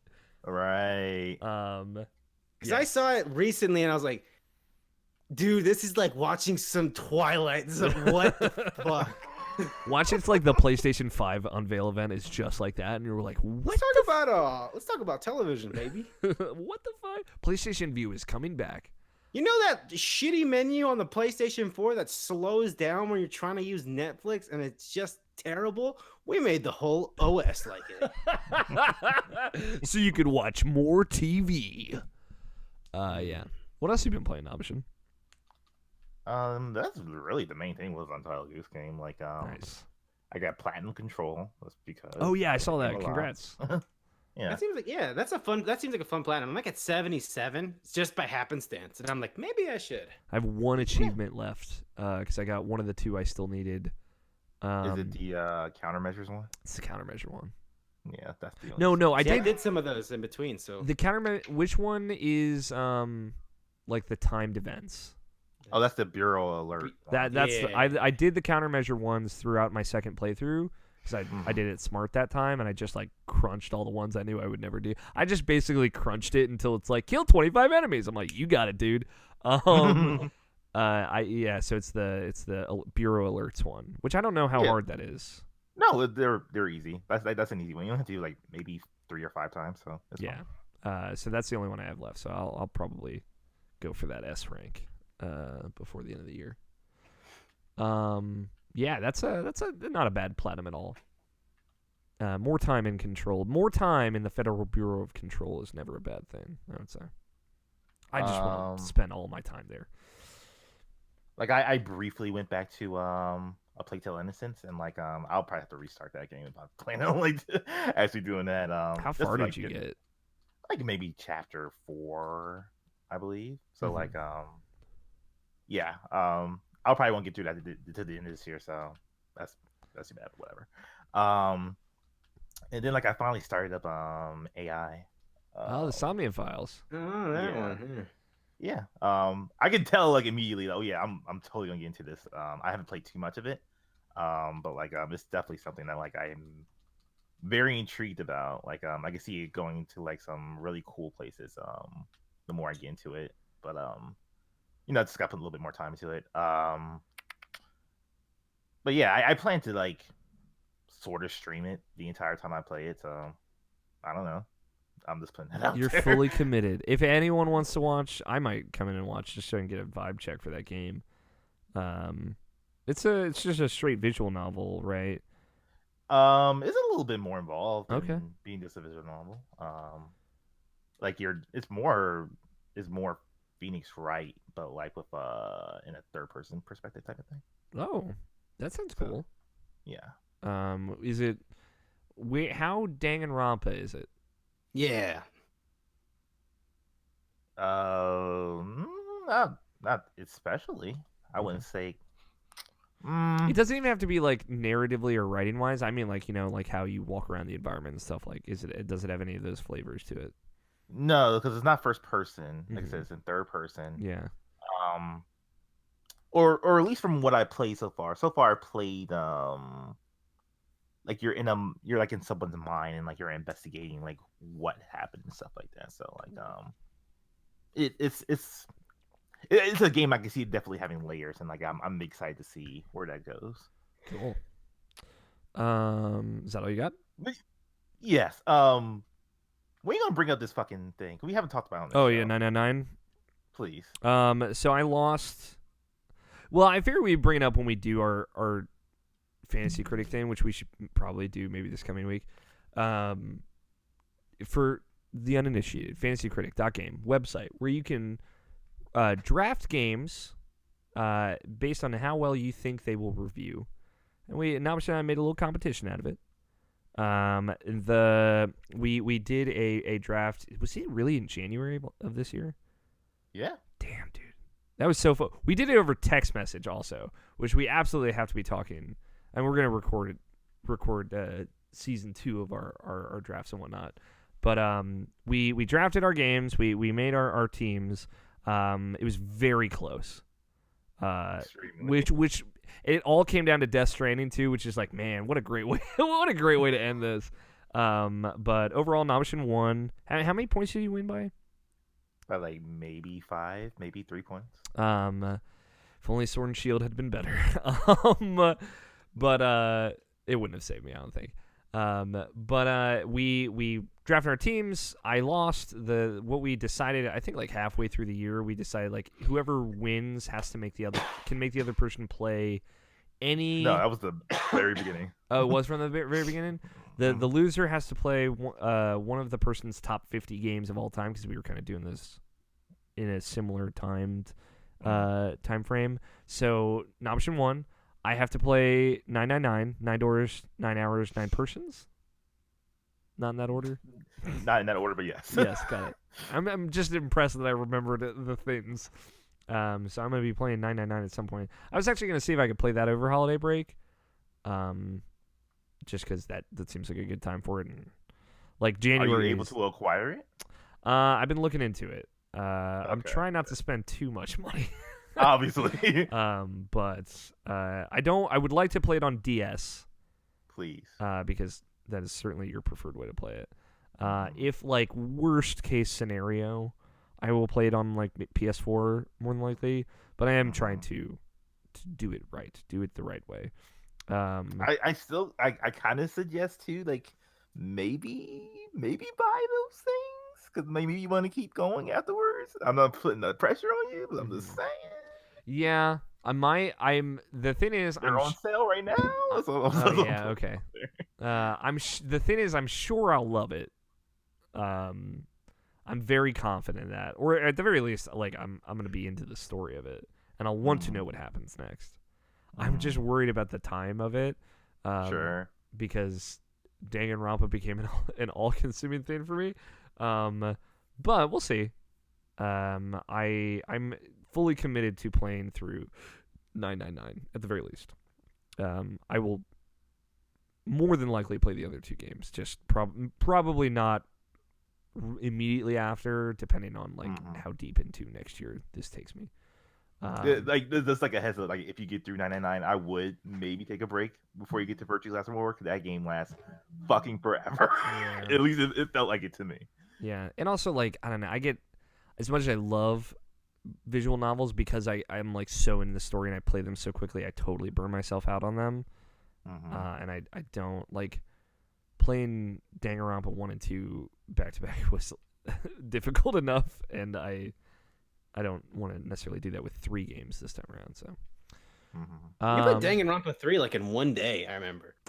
No, it was longer than that. Danganronpa 1 game was like the one that absolutely, like, I could not stop playing. I played that game for 17 hours straight one day, and that wasn't even the whole game. I don't think I platinumed it. I might have. 'Cause there's just like a bunch of side bullshit that I was not as interested in. A lot of time in that gumball machine for me. Yeah, a lot of gotcha. You got to get through to get a platinum for that. Did you play the Danganronpa games, George? Yeah. Oh, I love Danganronpa 1 and 2. That was the discussion when Extra Life was. Yes, that was the time when 3 came out. I was playing 3 on a Vita. Oh man, he was like, he had to talk to people about that during Extra Life. That was so much fun. Yeah. Did you finish? And 3? I was like, man, I don't know about this game. Yeah.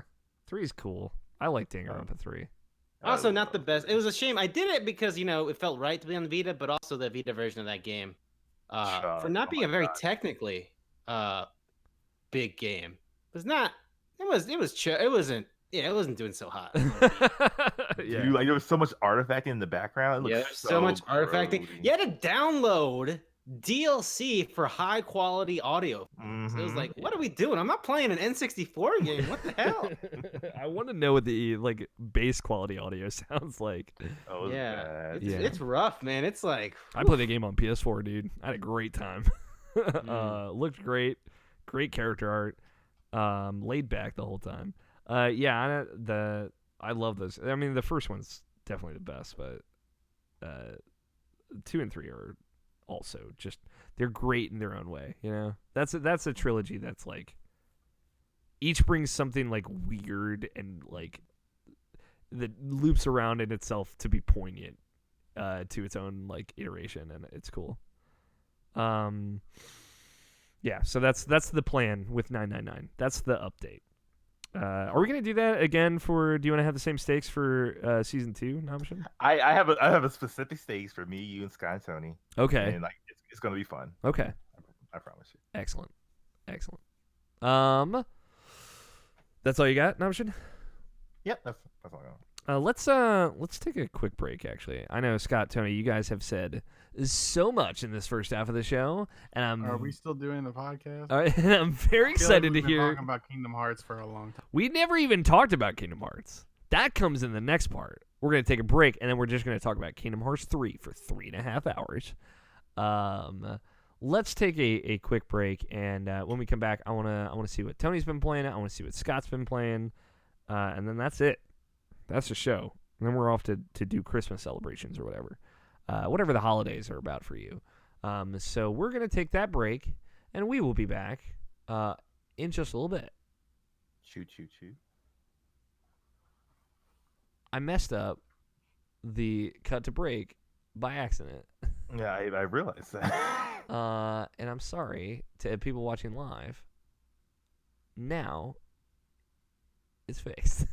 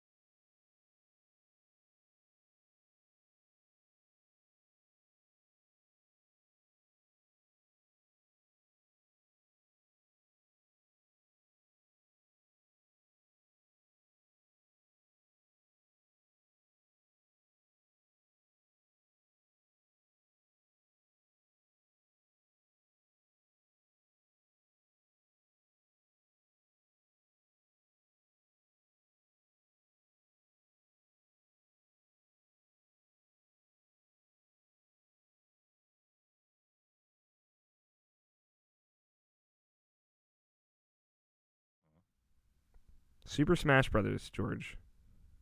Is that a pin? That's a coin. Oh, very nice. I like it. Hey everybody, welcome back. It's video games again. George, you've been playing Death Stranding. You wanted to mention this. Yeah, I was going to mention after Scott and Tony finally have a mention. Oh, it's true. You know what? No, please take as much time as you want. No, we'll wrap around to this. We'll come back. Okay. Maybe. Death Stranding is your cherry on top at the end of this podcast. Yes. Scott Guthier, video games. I assume you've been playing nothing but video games for the last week straight. Not really. I know. I'm sorry, Scott. No. What you got? More of the same. Yeah. More WoW Classic? Any dope raids? Huh? Any dope? We did a couple, yeah. Okay, all right. I guess I didn't do them. But the time before last. No. No, you I think you talked about one. And then we got off on a tangent about like the mechanics of WoW raids just in general. We talked about that train. Yeah. I guess I didn't do Onyxia then. We did a bit of Molten Core, but not Onyxia. Okay. Onyxia is a weird raid. It's weird because it's you walk in, you do a boss, and you walk out. That's it. You're done. That's the whole raid? The whole raid is one boss. Is it a long boss? I mean, it was. Like, at the time, it was one of the longer. Was before I was done with it.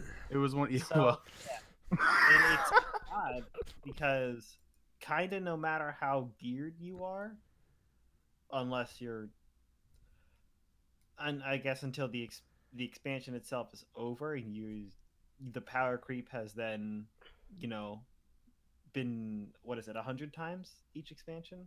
Mm-hmm. Something like that. Until that trivializes it completely, you kind of have to go through the same step of doing a slow amount of DPS, as in just walking in and not using any abilities, but just auto attacking it for a little bit until their faces go through properly. That is a weird fight.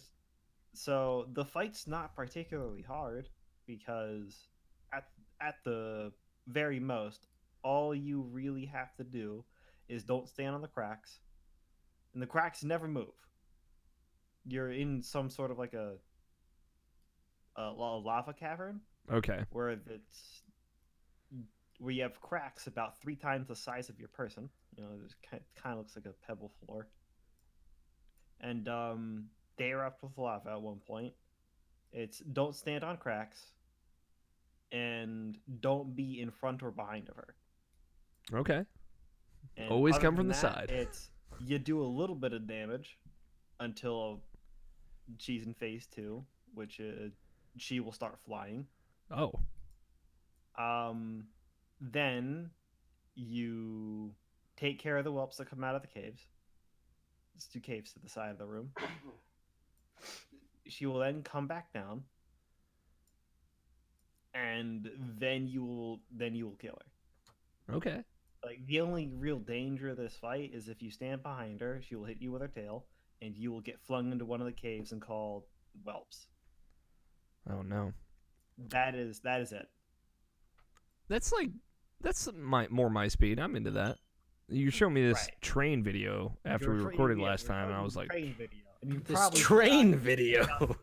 All Thomas the of Tank the Engine. Ah, okay, gotcha. yeah, come on, George, get your mind out of Classic. that gutter. Yeah, Jeez. I forgot WoW Classic came out this year because it had a lot of hotness for a minute, and then the China stuff happened, and then people stopped talking about it.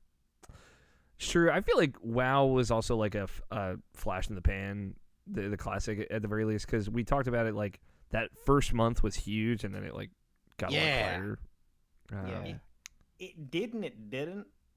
What ended up happening is that the communities rolled over into each other. If you pay for a WoW subscription, you're paying for both. Mm-hmm. You just get Classic. You can view it one of 2 ways. You are paying for retail WoW, and then you're going back and you're playing Classic every once in a while. Or you're paying for Classic because that's what you came in for, and you get to try retail. Oh, I gotcha. I see what you mean there. You get both. Yeah. Gotcha. People are gonna main one and flip to the other when they're bored. Yeah. Have they announced that they're making another expansion for the main thing? Because I heard, and I'm not a WoW expert, but I heard people describe Battle for Azeroth as pee-pee-poo-poo. I've also heard that. It came from my mouth. Yeah.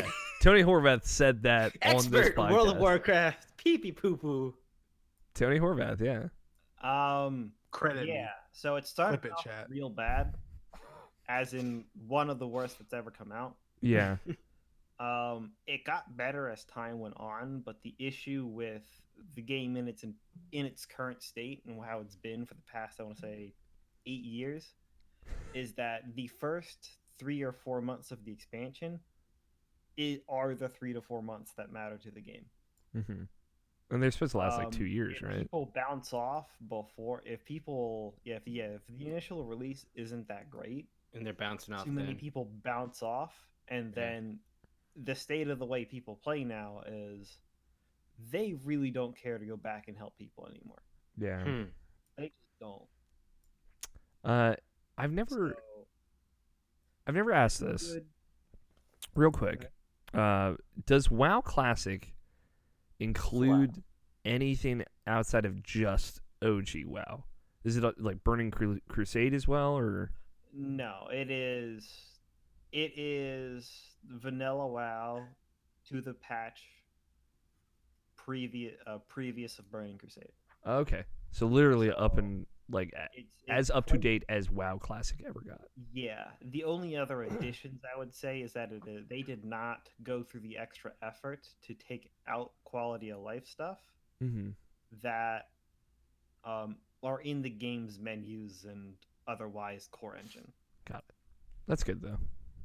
So it's a slightly enhanced vanilla WoW experience. Right. Cool. I for some reason, I guess I thought like maybe it had like Burning Crusade in it as well, but they'll eventually add that. I think. Yeah. WoW Classic. That's the interesting thing. It's like they're sort of going. It's like a never-ending circles dealy. Where now we're gonna go back. Yeah. So I don't think there will ever be a WoW Classic 2 though. You know? WoW Classic. No, hear me out, Tony. Right? There's the Shadowlands is whatever I think the next expansion comes out. WoW Classic 2, or no, WoW Classic Burning Crusade. And then a third, just WoW Classic. So like WoW Classic. Yeah, classic WoW Classic, and then modern WoW Classic. Oh, yeah, Call of WoW modern. That'd be hilarious, but I doubt they'll even do Burning Crusade at this point. The rumor here is that Shadowlands is based off of a culmination of what happened in Classic through Rise of the Lich King. Okay. So it'll be much closer. That the next expansion is going to be much closer to those three, sections than it will be closer to anything you've seen pretty much in the last 8 years. Didn't people not? Like, you guys didn't like Warlords of Draenor either, right? The beginning, the first and second third of it were really good. The last third was pretty. The first portion was okay. Yeah. I saved that for second special portion. occasion. You're right. The second portion had an amazing rate. Cool. Love an amazing had a very good rate. Okay. It had a very good raid, but you also have to take the whole other section of the first portion, the grind, into account as well, which wasn't that great. The zones in that section were not that great. The garrison, which we're going to count as the first portion because that's when you did it, was not that great. Whatever, dude. Garrison was the perfect place to use your fish bot and never get. Finally. Use a fish. I don't necessarily want to spend too much time talking about WoW because we did spend a lot of it last week. Have you played anything else? Covered at this point. We just answered George's question. Yeah, we're in it. I'm just a hater. Did you play anything else this week, Scott? Any other usual stuff like League? I assume. I mean, we've been playing some League with Jared. Oh, snap. Oh, my God. I wanted to talk about this. I just have a short comment. Please. I don't know why, but every time we play a game with Jarrett, either Scott or I carry so fucking like we go like 40 kills and 2 deaths. Either Scott or I will in every game that we play with him, and we played like 7 games. So I'm always worried, like if we play a game with Jarrett and don't just fucking annihilate everything, what's gonna happen? Will Jarrett like hate us suddenly? Yeah, Jarrett plays with you guys so he can go up. He's trying to get the ELO up. You know what I mean? No, it's just really weird because normally in our games like we'll do well, but like well is like it's fine. 10-4. And in games where we play with Jarrett, literally it's like 36 kills in 20 minutes. Mm-hmm. It's super fucking weird. That's cool. And I think the funny part is we can call how the game's gonna go in the loading screen. It's okay. This is their champ lineup. This is our champ lineup. This is what's gonna happen for the rest of the game. Now, I do want to bring up, Tony, that last week you said you were sunsetting your time with League of Legends. How's that going? Pretty well. I played 2 games total since I said that. Okay. When both of them were with Jared. Absolutely. I mean, he's a very charming man. How can you resist? Yeah, I logged into the client just to see if Scott was around because I don't see him in Discord at the moment. Mm-hmm. And then Jarrett was like, "Yo, I'm picking you up next game." And I sent a message to Scott and was like, "Scott, we're playing with Jarrett." And he was like, "All right."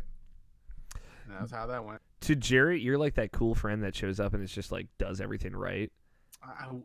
Dude, like Jarrett will never hear this. Yeah. But I'd be very interested to know his candid thoughts without him telling them to me, of like what Scott and I are to him. Excellent. Because it's from if he's never seen any other games that we've ever played, and his only experience with us as players of League of Legends is those games, we're essentially fucking God. Yeah, you're God tier. This is actually a very good question. I will DM Jarrett later tonight and ask him like, "Hey, I heard you played League with Scott and Tony. How'd it go?" And I just want to know. Jarrett will probably be like, "It went pretty good." Yeah, he'll downplay it. I'll ask him how they do, and hopefully he won't sense that it's a trap. I wanna give a secret fun bit for the folks at home. Yeah. I was on Twitter.com very quickly. Yeah. See what people have to say. And I accidentally, for a second, retweeted an Austin Walker tweet from the Irrational Passions account that said, "Honestly, they should have made Solo too." Yeah. I saw this tweet so that you retweeted it from the IP account. It's very good. Good stuff. I fixed that. Fixed that. It's all right. I've done worse from that account. I think they should just put Star Wars movies to rest and let the fine boys who did the newest Star Wars game take over. Yep. Respawn, you're in charge now. Respawn, you're making movies now also. Yeah. You plan on playing that, Scott? Yeah, are you going to play Fallen Order? Probably not, no. Okay. Yeah. Sekiro is enough. I would be playing Control first. Ooh. But I would love to hear Scott's take on Control. But I think Sekiro holds me over until we have word on the next one. Sure. Yeah, that's fair. Again, I'll say it for the 50th time. Jedi Fallen Order 2 is going to be so good. I really believe it. But the first game, rough around the edges. But very cool. Very cool. Yeah. Anything else, Scott? Is that it? Oh, yeah, that's it. No Luigi's Mansion yet. The plan to get that up and going was always tomorrow. Okay. Although I guess I should have realized I'm not going to talk about that for like 3 weeks. Well, I mean, we'll have stuff that we'll talk about. We'll find a way to talk about Luigi's Mansion, Scott. I'll be done. Yeah, you will be done. You'll have finished that game, and I haven't still. So I'm curious. I want to hear your conclusion thoughts. So I hope that's underneath my Christmas tree. How about getting that? Fingers crossed. It's one of the most charming games of the year, easily. Have you played that yet, Namishin? No. Is that on your list to want to play?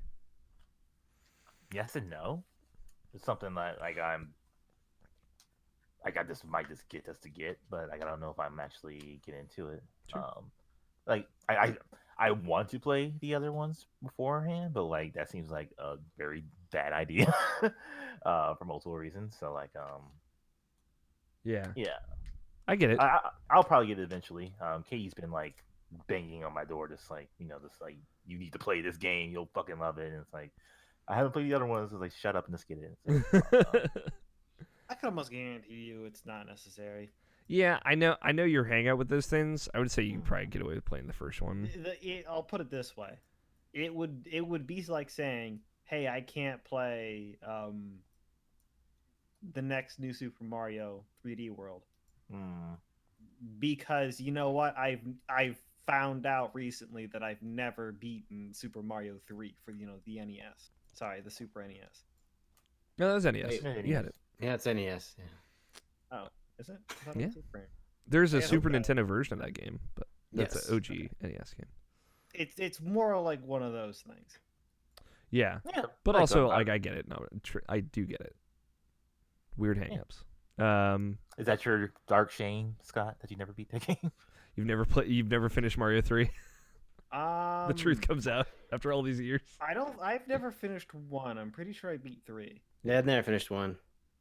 Yeah, I don't think I beat any of the trilogy. I beat World though. I beat World multiple. I finished 2 and 1, and I've never finished 3. I never beat. No, I finished 3. I beat the Game Boy Advance version. Neither the bastardized 2 that we got here or the re-released 2, which was actually just the Lost Level. Yeah. The most I played of 3 was the Game Boy Advance. Never beat either of those. I forgot how good. I think it was Super Mario Advance 4 is Mario 3. Yeah. That dumb title. I think that came. Did that come out around the time? No, maybe I'm misremembering. I think the SP was already out for a minute. In my mind, it came out during the same time as the SP, but I don't think that's correct. I just played it a lot on an SP. It wasn't until after Leaderboard that I went back and I was like, how the fuck did I actually play Mario 3? Because I played this game. I definitely I played an SP. Barely touched it on NES, but it was that GBA version. Mm-hmm. And that's a top tier version of that game. So yes, good time. Can you believe that they launched the Game Boy Advance? Their Mario game is Super Mario Brothers 2. Can you believe that? What a time! Super Mario Brothers 2, Super Mario Brothers Advance.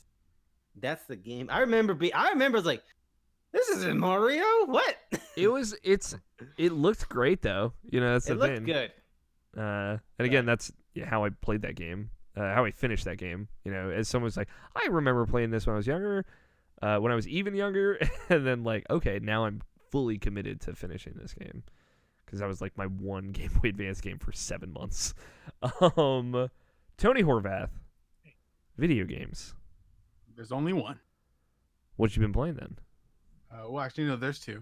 Okay, there's 2. Well, first one's Clash of Clans.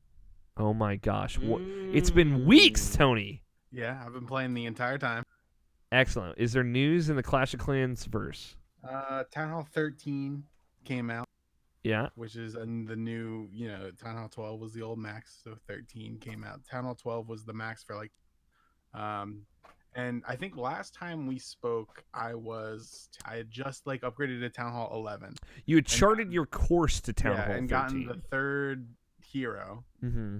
And I was like, it takes 3 months to max level him, so in about 3 months I'll upgrade. Here we are. Only it's been I think 2 months. It's been a month and a half, probably. Okay. So here's the thing, right? In Clash of Clans, that 3 months is the old time. There is basically a battle pass you can get each month that baseline decreases, you get upgrades to your builders that decrease the cost of all upgrades and the time it takes to do them by 20%. So that cuts a chunk off, and then there are these magic items that you get from them, which you get books, Book of Heroes, infinite, instantly finish a hero upgrade, stuff like that. There are a bunch of those things in the game now that really help speed up the early process of getting maxed and everything. So anyway, long story short, exactly 1 month into Town Hall 11, I had 2 out of 3 of my heroes maxed. No big deal. On the so then at the end of November, or end of November, beginning of December, that time frame, they had an event come out, which is basically get everybody ready for Town Hall 13. Really generous event where they just halved all upgrade costs. Whoa, nice. Which is really, really good for certain high cost up. So I was it was getting close to the end of the time, And I was looking at the upgrade timers, and I was like, if I do my town hall upgrade now, when like if all my builders finish on time, then I will finish the upgrade to town hall 12 like right as the event is going to end, and I can start all 4 of my army camps, which are like 12 million gold upgrades, so I can get all 4 of them done for 24 million gold instead of 48, which is really really good. Yeah, so half off. So I was like in clan chat, I was like, do I do this? And they're like, no balls, dude. So I upgraded my town hall to town hall 12 or way earlier than expected. Damn. Though I had my offense completely maxed out anyway. I was just sitting there like upgrading defenses for no reason. So, and my heroes were done. So I upgraded to town hall 12, started all 4 camps, and then for 2 weeks, 14-day upgrade timer with the 20% discount. I sat there with literally nothing to do because all 5 of my builders were building the camps for 2 weeks. So I couldn't spend money. There was no reason to play basically at all. So good excuse to take a little break, though. You know, I just did war, which is like every other day you have 2 attacks. Because all my heroes were up because I had all my builders on camps in the town hall upgrade. So yeah, for basically 2 weeks, I sat there with like I literally couldn't progress. It was interesting. So, but yeah, long upgrade timers are, it worked out only because of that event that I did it that way. So, but it was kind of neat. They made a Clash of Clans. I'm already 10 out 12. So it was supposed to be February. It already happened. Damn, ahead of schedule. Yeah, we'll see how long it takes before I go to Town Hall 13. There's a pretty cool new hero. So. Yeah, it's like a queen or something, right? Queen is the second one you get. Okay. And then you get a warden, and then Town Hall 13 has the royal champ, which is like a lancer. She has a shield and a lance. She only targets defenses and can jump over walls. So ooh. She just kind of goes into the base, and then her ability, she throws her shield, does massive damage to 4 structures. It kind of like Captain America bouncing shield. Jeez. It's pretty cool. So she's quite good. And there are a lot of interesting new things that came out with the Town Hall upgrade. So cool. Pretty cool stuff going on there. It's still just kind of a, more of an idle thing than anything else. Yeah, pass the time. Yeah, that's a good way to sit around for 5 minutes at work and kind of like check in. Now, Tony, if you were curious, and you don't have to say, I know you were, about my idle game experience, Idle Miner, when I got my new phone in October, I lost all my progress. So okay. I gave up on it, and I have been depressed about it ever since, and I haven't had a forum to talk about it until now. I'm sorry to hear that, man. It's all right. I had you can unlock different. Install Clash of Clans. All right, now we're talking. Tell me about Clash. No, I'm pretty fucking funny to watch. It would be really fucking funny. Like all these years later, after talking all this shit about it, if I just got way into Clash of Clans. I mean. It actually is not hard to start now too with the gold pass and stuff. You upgrade so fast. Let me tell you about Idle Miner. I was on like the 3rd island because you earn currency, and then once you get enough of that currency, you can use it to buy an island that earns a new currency.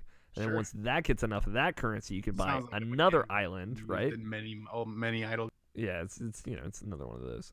And there's like 7 islands, and I think I got to the 3rd or 4th one, and I felt pretty good about that. And I lost everything, so there is no meaning to life.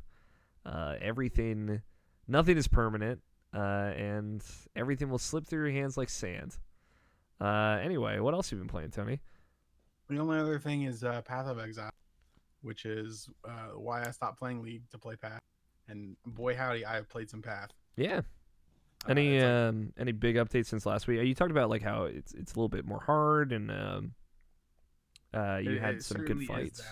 The League mechanic, they dropped a big update to the game right before they went off for like the holiday and the weekend and everything. Where it used to be like the main hiccup for source of annoyance for the League mechanic is there are like 12 to 15 mobs in each map that you go into, basically every zone, that drop an organ. And you have to pick up all these organs, and then you pick, one of each type of organ to build a boss from. And you'd have to pick them all up every single map, and it's just super fucking annoying. But so the most recent upgrade, they let you, when you kill a monster, you just get the organ. You don't have to pick it up anymore. Oh, nice. It's great. It's great. It's great. Sounds great. Because you're in Path, it's less about the looting and more about the speed of killing, and rarely looting things that are most of the time, like so much stuff drops in the game that a loot filter is essentially necessary to play. And so basically, doing it this way, you can focus more on going fast and not having to stop 12 times per map to pick up a thing that you may not even need. It's pretty nice. Sounds nice. But yeah, since then, in the last week, I farmed a bunch more currency on my main character, and then I got to a point where I have a ton of money, and I'm getting kind of bored of the starter build that I started the league with. So I spent like an entire day basically like doing heavy research into other builds and like other possibilities and stuff like that. Picked one, started a new character for it, got to level like 40 or whatever. Then I was like, this build, I don't like it. I thought I was gonna like it, and I don't. So I re-rolled again after another like full day of research. And I'm playing a Scion, which no one plays Scions because one, they're like a little bit like they used to be super powerful, and everything else got buffed and they didn't, kind of thing. So they're like just okay. But the build that I want to do is for Scion, and Scion is interesting because they start in the middle of the passive tree, and they don't really have ascendancies. Their ascendancies borrow things from all of the other classes. So they're like, you can kind of build whatever you want with this class, and it allows you to be super min-max with the way that you spend your passive points, just based on the way that her passive progression work. But the problem with that is the leveling experience on a Scion is god awful. Like, leveling is easy in Path of Exile, like as long as you have a decent build to follow while you're leveling, or you kind of know what you're doing with the skills and don't just like try and use like 6 different attack skills. As long as you kind of you link stuff together the right way, and you make the damage happen and put your passive points in the tree, you're going to be fine. But that's because all of the classes start near like 20% damage nodes and stuff like that for their specific types of spell or melee attack damage. The Scion, since she starts in the middle, is surrounded basically entirely by like attribute nodes. So you can get like 20 strength, 10 strength, 15 dexterity, stuff like that, which all is like small buffs rather than the big damage buffs that are really convenient to get to from the other classes. So the first like 40 levels of Scion is like a nightmare to level through. It's so hard. Yeah, plus if this season is harder than some of the last ones. Yeah, it's definitely harder. That like since no one's playing Scion, no one really has written anything or designed anything for this league on how to use this character. It's your job now, Tony. So yeah, it's a lot of extra time spent figuring things out and like trying to find the right stuff, because I don't usually spend a ton of time while I'm playing looking through the passives and all that. So it's more like a plan first, then execute. Playing this character this early in this way without any specific written guide to get where I want to go is a completely different experience. So I've been doing that for the past couple days. Sounds like a good way to kind of break things up, shake it up too. Yeah, it's definitely interesting, and like all that late game power, like I said, just comes with these massive early game drawbacks. Yeah. Because the ascendancy tree, which is the big sweeping buffs for your character that you get 4 times as you progress through. Every character usually like they get a really, really big buff, then they get a small buff, then they get another really big buff, then they get another like either good or just kind of good buff at the end that really tie their characters together. It's Scion. First one is like you can pick whatever type of stat you want 50 points in, and then I don't know, you have an extra passive point, which passive points are kind of low value early for them anyway. So they don't get any of that big buff at that time. So it's just like these massive hurdles to overcome. It's pretty interesting. But we'll see how it pans out, because once you get to the end of the passive tree, you get to pick basically a class to start, and you start from their node now instead of starting in the. So you can kind of take some stuff in the middle of the really good like gem slots and resists and attributes, and then also take the perfect path from wherever you want to go for your build.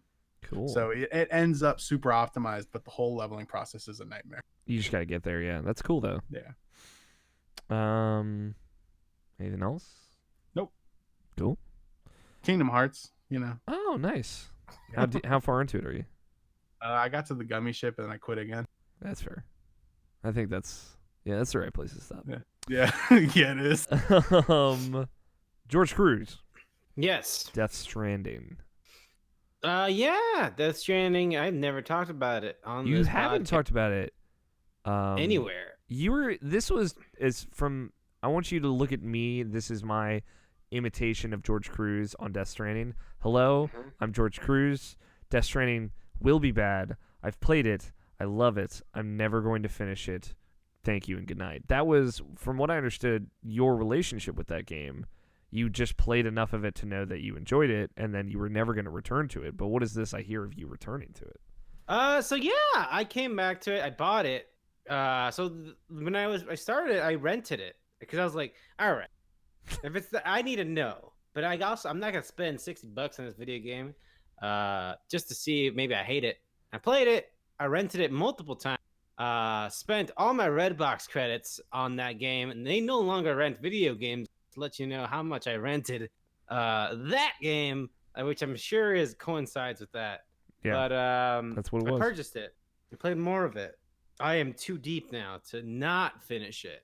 I am on chapter 6, near the end of chapter 6, I believe. I was gonna say near the end of the game. Not so fast, sir. I think I am like maybe 3/4. Maybe. You're at chapter 6. The end of chapter 6. I'm about. What's the name of chapter 6? Heartman. Oh shit! Knowing how many chapters there are in this game, but knowing what that one. Oh, Heartman, I guess is not. You're like 2/3 of the way through. Nice. Maybe halfway through, depending on how you play. So yeah, all I had to say about it really was that there's Santa Claus hats in that game now, and that was all I had to say about it. Actually, I just want to say I've been playing Death Stranding still, making my way through. Making your way found downtown. myself enamored with the first 23 hours of that video game. Just loving it. So good. Fantastic. Hideo Kojima does it again, as Tim Rogers of Kotaku.com said. And then the story picked up intensely, and man, that's something. They wrote some words. Hideo Kojima won the award for best direction in a game. Yeah. It is certainly the most directed game of 2019. Yeah. That story is nonsense. I don't like it. I fell asleep last night while Heartman tried to explain fucking Ha and Ha. Is that yeah. Ha and Ka? Ha and Ka. Now, just to be sensitive to my sweet boy Brian Albishon Jackson here, I don't know how far you got into it. Just a little bit past Mama. Okay. Now where are you at with finishing it, Albishon? Yeah. I really wanted to finish off Control, which I did, and then I just haven't gotten back to it. I'll probably go back to it this week, hopefully. Okay. I'm hoping to finish it by Monday. The Mama stuff was finishing the Mama stuff was when my enjoyment of it peaked, and as soon as we started after Mama, I've been like, man. Here's the thing. I'll tell you this, right? It's a roller coaster. Like, it has ups and downs. Like, it will pick up again, and I think it'll start adding in the things that you liked about it before again. It's not like, okay, we're on a downward spiral and it's only going to get worse. It is like, it's not like that. Peaks and valleys. It's peaks and valleys, and like there's still really interesting mechanical stuff that you haven't seen yet, like gameplay things that you have not seen yet that are really cool. And there are still like mechanical things that you're going to have to do again that you've done already at this point now, and you're going to have to do those things again, and it's also going to be maybe not great, but there's a point to it all. And I think I really like Death Stranding, so like I don't like if you're feeling pretty down on it right now, like there's still more to see that is really cool. So yeah. And and the thing is, like, all said and done, it is my favorite video. And that's just the way the science. That's just the work. That's just how it works. That's just how the points. The that's spread. That's just how it happens sometimes. Even though I'm not having a good time with it, but here we are. Death Stranding. It's okay. It's a video game. They upped another thing. You missed the Santa Claus hats. They added an option that ups the text in the game. Yes, So it makes it text bigger, is right? bigger. So Yeah. Hideo Kojima does it again. The most directing. We should do that as an IP Game of the Year category. The most directed It video would be game. contentious between Control and Death Stranding, because Yeah. Control is also very directed. It's In excess of direction, yes. Yes. And it's a shame that the lead writer of that game is no longer at Remedy, but it is what it is. Yeah, we'll see. Mike Burgess and I have talked briefly about that game, and we agreed that, like, I said, like, listen, I want to do a spoiler cast, and I don't think we have to do it, like, right away. But there are certain people I'd really like to have in that conversation. Jurge, Nabashin, and Blessing being those people. So just keep that in mind for future. Okay. Once we, I didn't realize that was a thing. I would it's I don't like to it's that thing of, like, I don't like on this show. I feel like we ask each. I have a bad habit of being like, you need to play this, and I don't. Like all this year, dude. Yeah, and I don't like to do that, so I just try and downplay it, or I've been trying to downplay it more. But Life is Strange 2 and Death Stranding are those games. Like, I would say, like, And Sekiro. I would like you to play Sekiro, but I'm not gonna force you to play it. I played Sekiro. I would love you to play Sekiro again, Tony. I want you to finish it, though. I mean, I basically beat the boss. I killed that one. You killed that first difficult enemy. Yeah. You did that. Death Stranding is going to be so much better when it's on PC. Just like all video games, George. What are you saying? Give me 60 frames per second. 60 frames per second walking is what I need. It would make it feel less arduous, but actually, one of the problems with Death Stranding, I think, is, for me personally, is that in the beginning of the game, when all you have is sand ported bridges, some ladders, a climbing anchor. That's all you have in the beginning of that game. And I completely gave myself to it. I'm like, yes, I will take you as you are. I will embrace you, and I love it. Hell yeah. And then you start to get spoiled. People start bringing bridges. People start making these bridges. People start leaving strands on the ground. Yeah. You start getting motorcycles and stuff. And so when the game, like, then asks you, because this is the problem I have where I'm in the snow. I don't think it's a spoiler to say there's snow in this game. And it, once again, it has asked you now, all right, this is going to suck.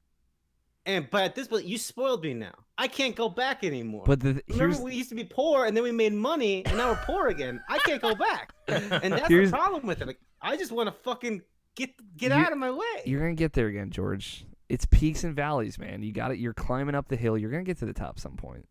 I promise. They got to go down. Yeah, you're going to have to go down. But you're going to go down really quickly. You will have to go back up at least 6 more times. I'm going to warn you, it's going to be 6 more long climbs up again after that, but it'll be different, more narrative-driven things versus gameplay-driven things. All right. There is a line of dialogue in that game. I'm not going to spoil it, to be clear. There's a line of dialogue in that game that is the most ridiculous line of dialogue spoken in a video game ever.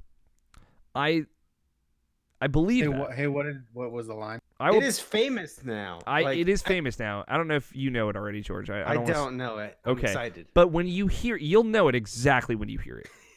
I guarantee. I'll tell you privately after this, Tony, because I want you to hear it.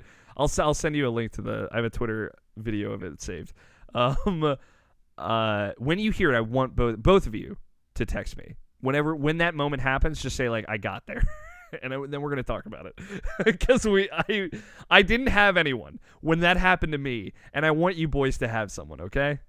This is just a shout out to everyone in general. If you care about Death Stranding at all, I recommend Tim Rogers' 1 hour and 10-minute review of Death Stranding. Excellent. Fantastic. I love it. Great stuff. I got to watch Ben Moore's review of it. I don't know if I'll see it, or I don't know how obvious it will be. Because, like I said, the worst thing I've seen in that game so far was the hourglass. The hourglass scene? Hey, you'll know it.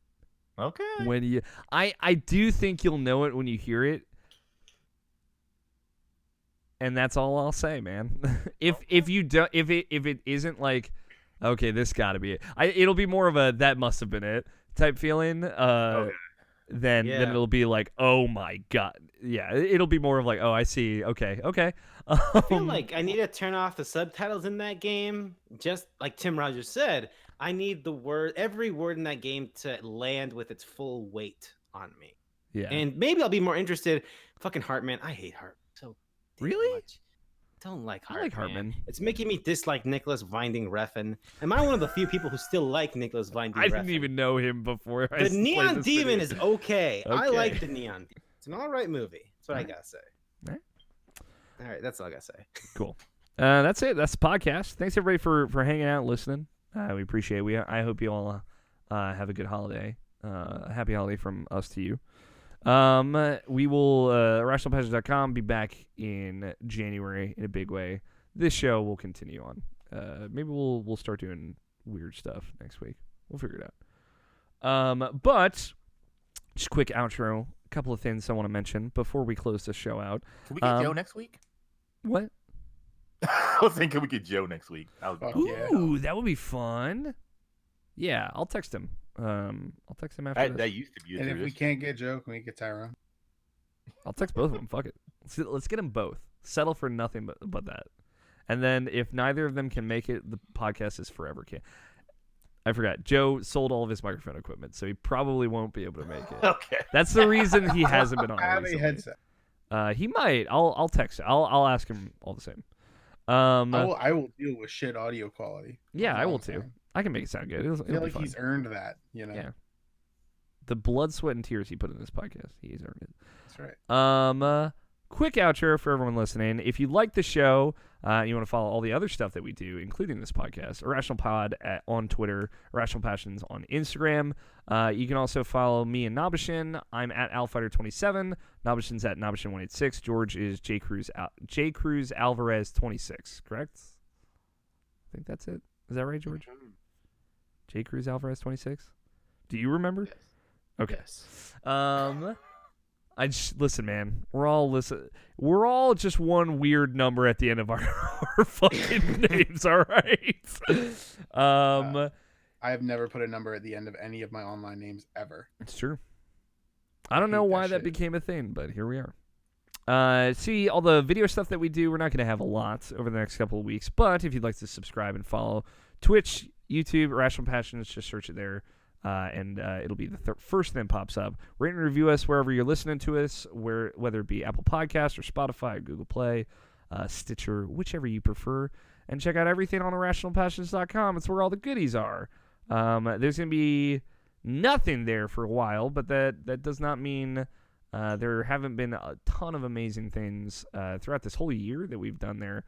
And like I said earlier in the show, I'm going to hopefully highlight a few of those things, pick out some of the best from each writer, and put them out on Twitter. So that way you can catch up with the best of Irrational Passions from 2019, and you'll be ready for the Game of the Year stuff that we're kicking off 2020 with. So thanks for coming on, George. I hope you had a good time. Hey, Good Time Island. It's always a pleasure to have you here. Thank you to Danny Wiesner for opening music of Two Player Co-op and our closing music of The World is Saved. Thank you, Tony. Thank you, Scott. Thank you, Nabashin, for joining me as always. I love you, boys. Big hugs all the way around. And I love you too, George. Just to be clear. They're just here every week, so I got to give them credit for that, you know. They earned that. Thanks, everyone, so much for listening. Dude, taking my fucking line. We love you all very much, and I'm very thankful for each and every person listening. If December is maybe like not a great month for you, hey, it's not a great month. Cold outside. It's cold, depending on where you are. If you're NATO Johnston, it's summer, but like not everyone can live in Australia like him. It's not a great month for me either. And sometimes like these family events are like a bad thing for people, and I get that. So happy holidays isn't always the best thing to wish. But regardless, I hope this season is better for everyone out there listening. But I guess we'll have to wait and see. I've been Alex O'Neill, your host this evening. Play your games, stay irrational. We will talk to you all next week. Titles? Give me a sec. I will look at the titles. I'm ready. Do you want me to make a determination? I can't speak anymore. What the fuck is happening? You had a long day. It's been a long day. It's a long day. We're finishing before 8:30, George, and I'm sorry that we actually got that close to the time. I didn't think we would.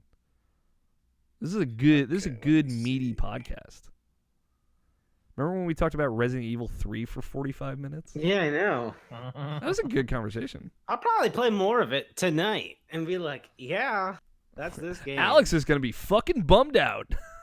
Are you guys finally ready to talk about Star Wars? Okay. Now is when we talk about Star Wars. All right, title. We got Hap Holiday. What if Scott was kind of Asian-y?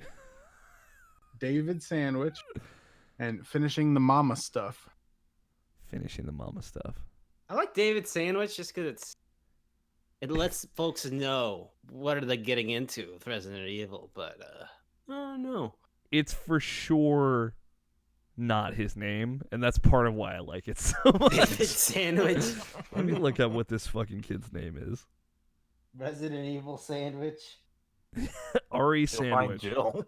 Yeah, that's what I was thinking as well. Yeah. I'm going to make you a Bill sandwich.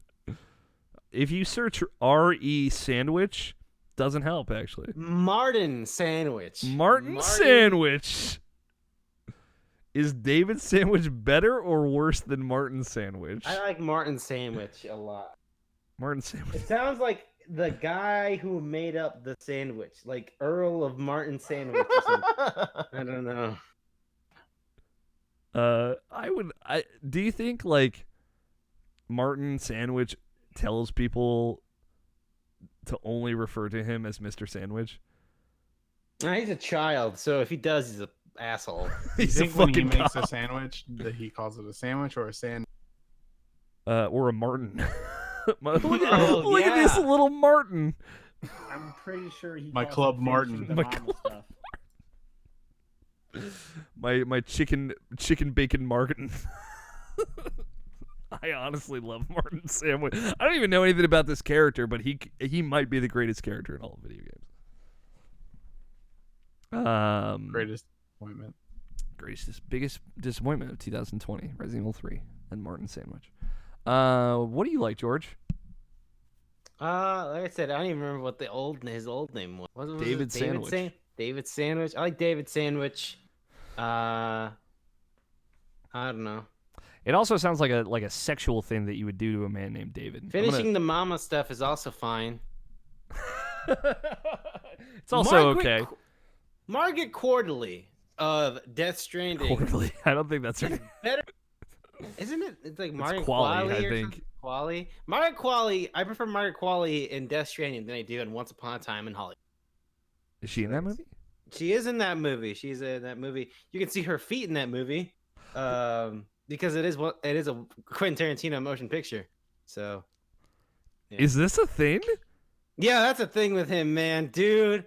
Man, I hope Margot Robbie got paid good money for her showing her feet in that movie. Dear God, that man. What a can of worms you fucking to come on this podcast and open, my friend. No, Once Upon a Time in Hollywood sucks. Also, Damn, a lot of people like that movie. I never saw well, it. they're dumb. You know what doesn't suck? This is a The Rational Rise of Fascist Skywalker. Podcast, episode 451. David Sandwich. I think we did it last week. Not much I don't care. George, say David Sandwich. David Sandwich. Scott, say David Sandwich.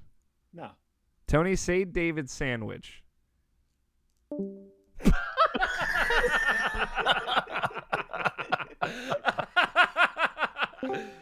That was good. You got a good Great belly timing. laugh, Tony. All right, you can stop recording now. That's All fine. right. We can call it that. Thanks for watching, everybody. Have a good night. Bye.